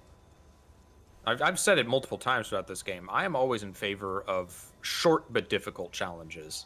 Yeah. Especially if you're going to do things like the relics and the insane relics, where you have to do everything perfectly in one go. I agree. The boxed counts are incredibly high, frequently getting over 200 for a regular Crash level, and then for Dingodile, they were typically over 400. That's too much. That's too many boxes, you know? This game looks good, but I'm not the biggest fan of Crash Bandicoot. This game is for Crash fans. Yeah. If you've never played a Crash game, just play the Insane Trilogy. Play the Insane Trilogy first, and then play this. Yeah. I'm not the biggest fan of its art style. Crash is a little bit too cognizant. I like when he just kind of... He's like a scared animal. Yeah.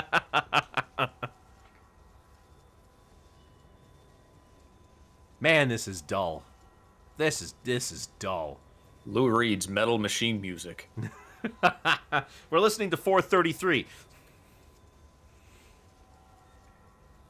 Oh, X-Boy gives it a 7 out of 10 based on our playthrough. Your playthrough. Sure. I just watched. He just watched. He wanted to be here for this. Yeah. I've been here for both Crash 4s. I probably won't need to be here for Twinsanity if you do that, but I'll Yeah. watch it. Twinsanity is going to be not nearly as painful as this. I'll tell you that much. I do want to be here for your 3D Zeldas, though, if you ever do more of those. Okay. Do I have any more I haven't done yet? I've played. I've played all the ones I own. Ocarina of Time. Yeah. I didn't do Ocarina of Time again. We're waiting for Twilight Princess to be affordable. See you in 10 years. I hope this doesn't just loop. Gosh, I hope not. I haven't seen anything that loops yet. Don't you think credits are getting a bit too long in video games? Yeah. I mean, like, Games in general are getting a lot more complex than they really need to be. Yeah, like, I mean, I've seen some of these. Have you seen how long, like, The Last of Us 2 credits are? I haven't, but I believe it.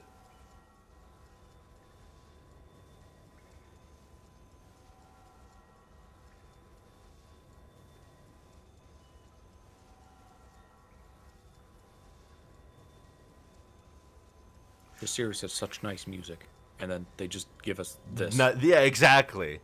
I actually think that the music in this game isn't bad at all. I just don't notice it while I'm playing. I don't think it's bad. I just don't think it's good either. It's just there. Mm-hmm.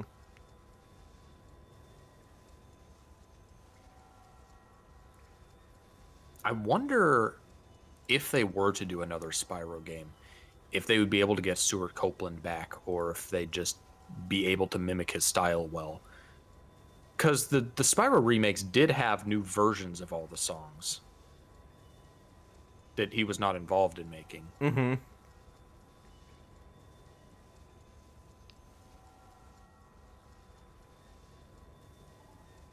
Look at all these people. Look at all that's those Eggman's billing robots.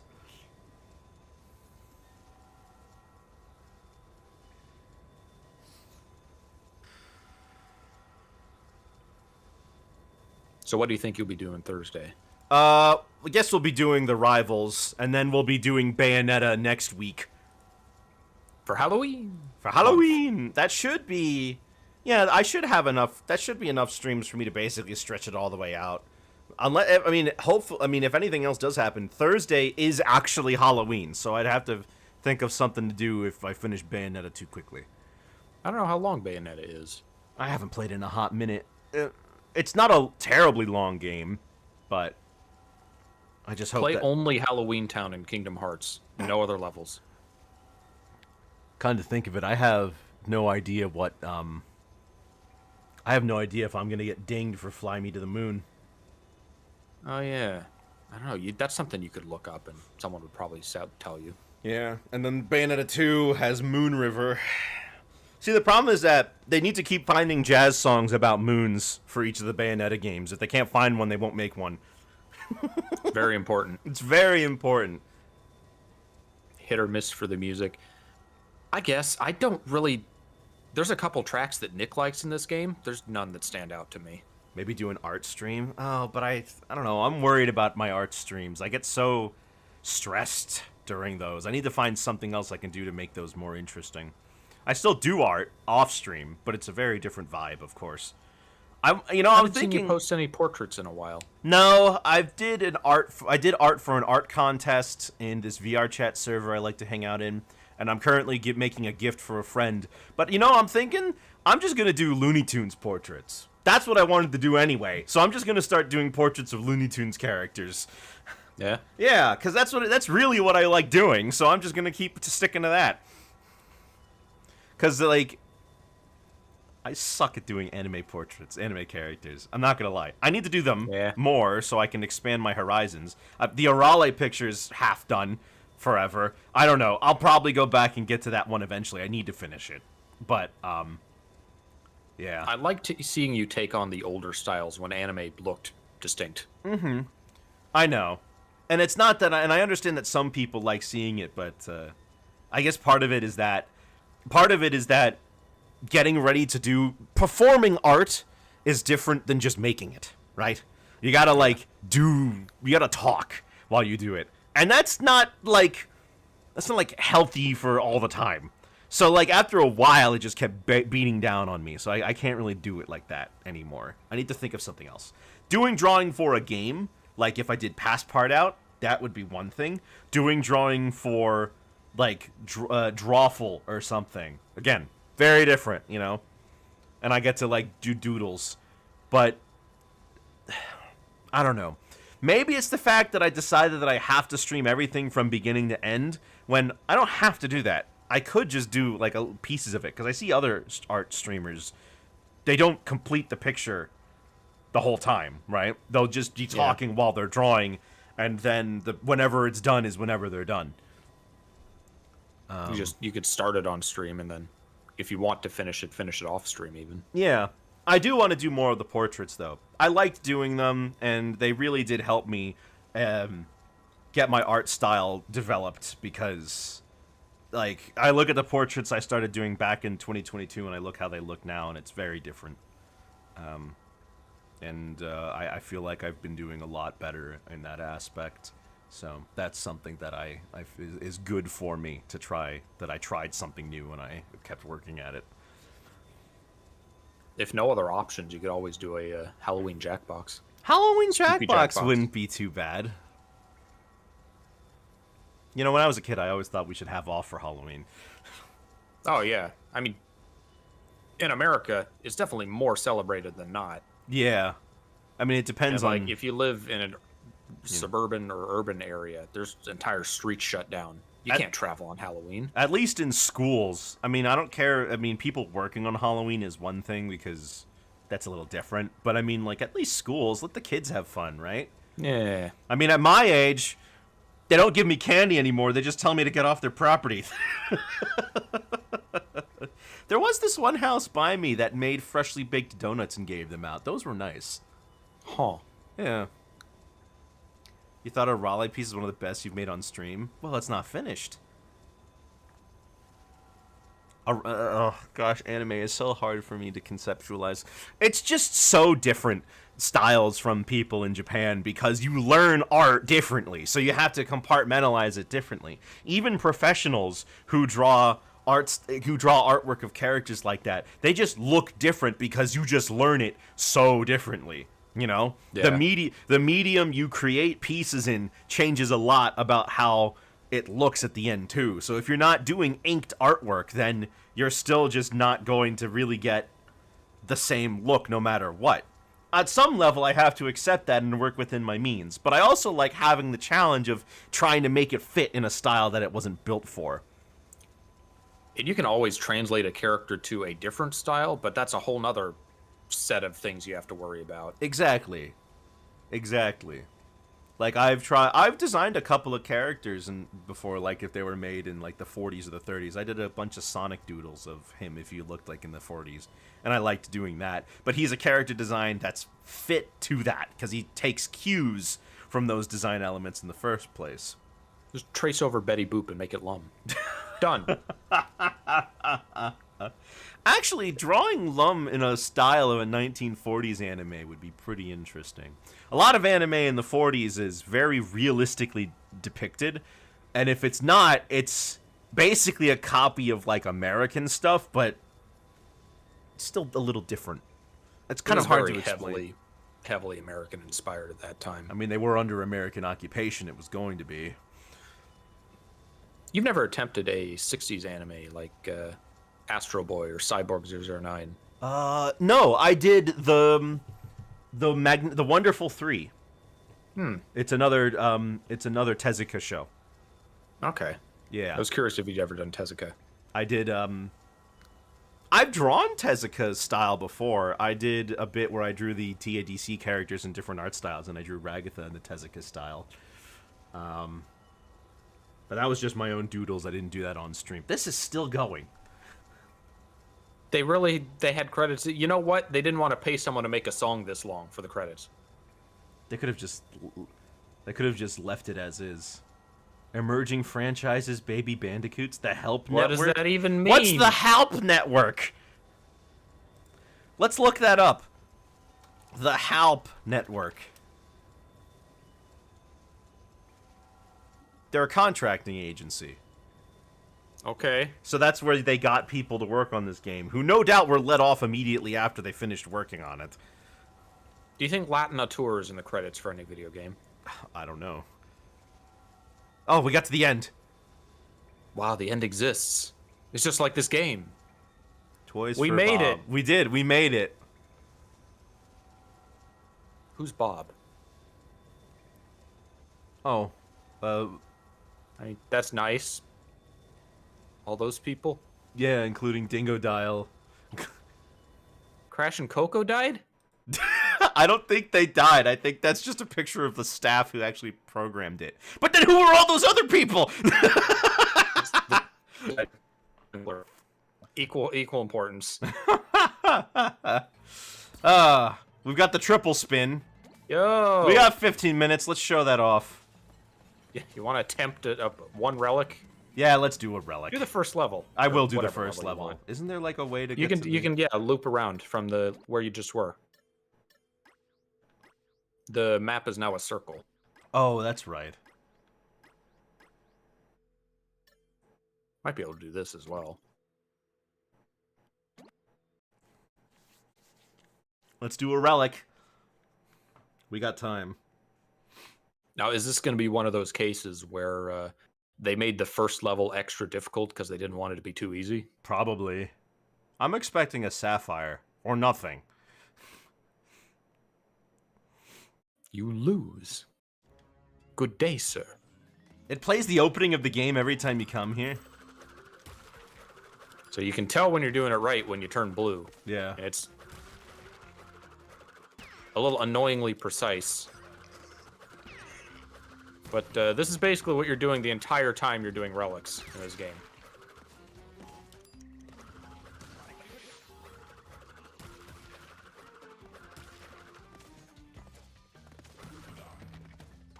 I get that they didn't want you to just hold a button the whole time, but this isn't a whole lot better. Yeah.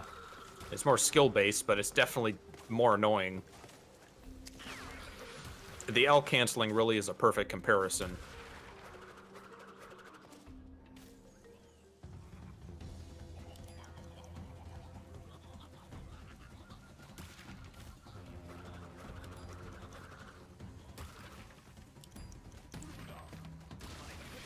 Oh, they changed some crates into TNTs just to be mean? You did this already, don't you remember? No, I don't remember. I've suppressed those memories. And some are nitros now? I don't think those were nitros originally. No. So they add obstacles to the time trial relics.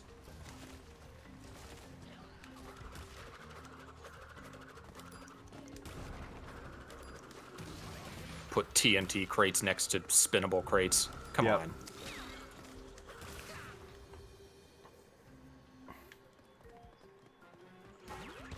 Oh, right.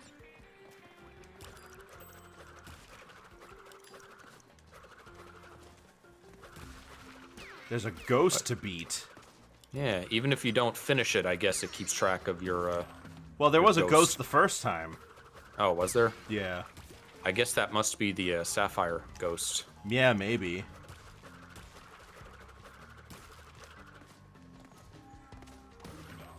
Oh, I guess that third Aku Aku is to make you invincible so you can break the crate. See, here's the thing, though. It respawned me all the way over here. No load screen. Not only, Yeah. and it also set all the crates back to normal. What the heck does restarting the level do that forces it to load? It feels like some kind of oversight. Yeah.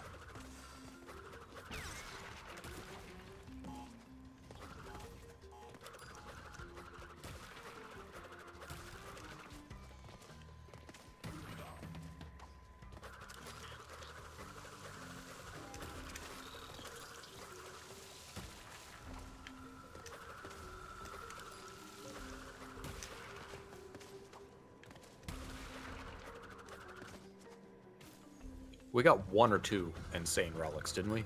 Yeah, I think we got just one. We got the insanely perfect relic once. And it was in like the first half of the game.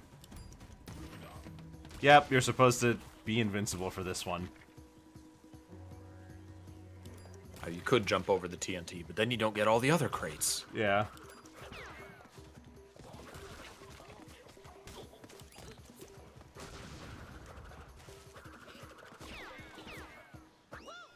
Wow. It is cool in Crash Time Trials that you can always improve and be rewarded for it, but Yeah. man, it's a lot to expect with these level lengths. Yeah.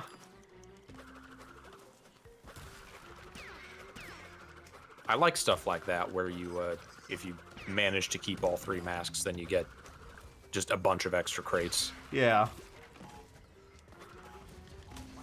But like, I see, I was trying to go as fast as possible there, and I don't want to wait for the, the rocks, you know.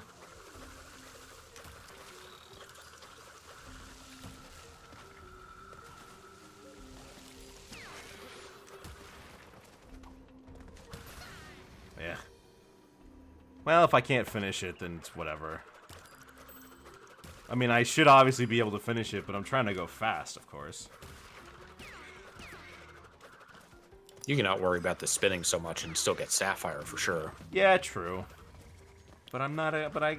How does that prove my worth as a game? Oh. That... I bet that can't be... You can't predictably do that. I think you can.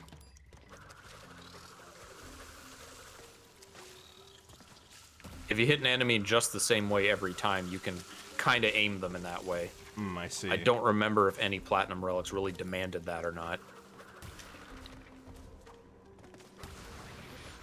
Well, whatever.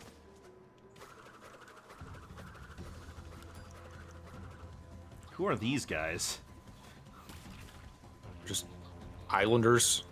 They're some But- sort of magical creature.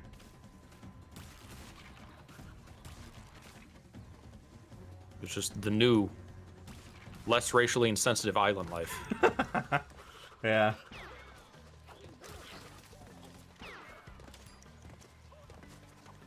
I remember they had weird little cartoon dog guys with spears in Wrath of Cortex.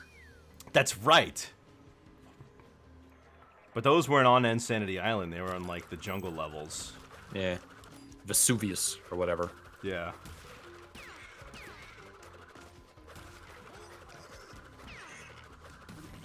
How come we can spin the boar now? We couldn't spin him in Crash 1. Yeah, that's true. Ah, whatever. Ah! You know what? Let's just focus on finishing, even if it takes me a little bit.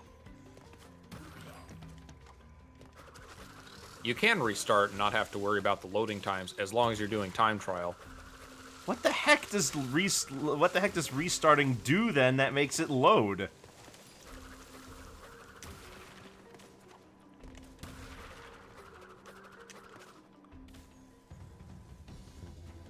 If I remember correctly, I think someone pointed out on Kadikarus' video of the game how long you spend waiting for load screens.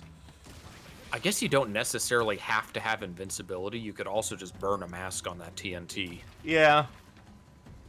But you want a mask because it makes this part easier.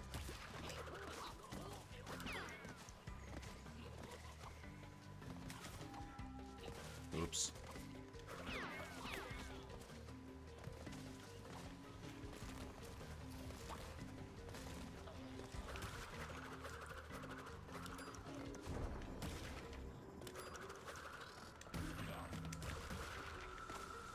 So if you kept all your masks, you'd have another invincibility here. That's true. I wonder if they're just generally more generous with the masks in time trials. Because they're changing every crate in the level. Yeah.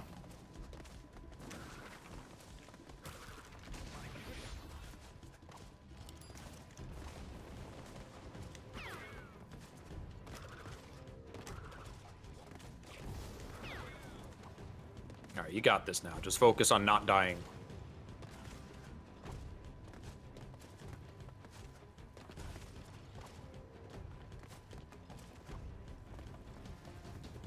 And Sapphire. gold or sapphire? Definitely not platinum.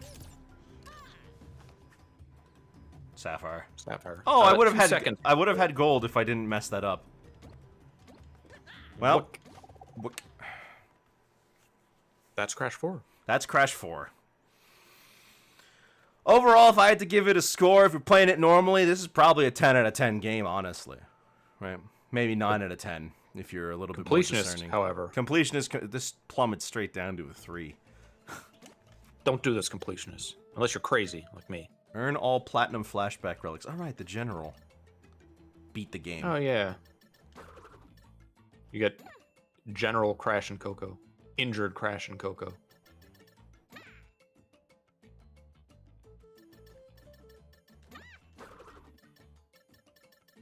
We did at least unlock this. Mm. Do we have we don't get We classic? beat engine inverted to get it. Okay. Still, now we've seen them all. We can see all the ones that are out there. None of these skins really entice me enough to use them over the default. I just like how Crash looks normally. I don't need to mess with that. Not a lot of amazing skins in this game. I forgot what. How to unlock that one? I had it since like the beginning of the game. I don't remember. Oh well. Well, that's And Crash. no disc spitting. No disc spitting. We only had that once during the actual playthrough. The rest of it was all before I started the game, so not bad. Not bad at all. Well, that's going to be all from us for today. I hope you guys enjoyed seeing us finally complete Crash Bandicoot 4. The last time I did this was when the game came out in 2020, so it's been quite some time.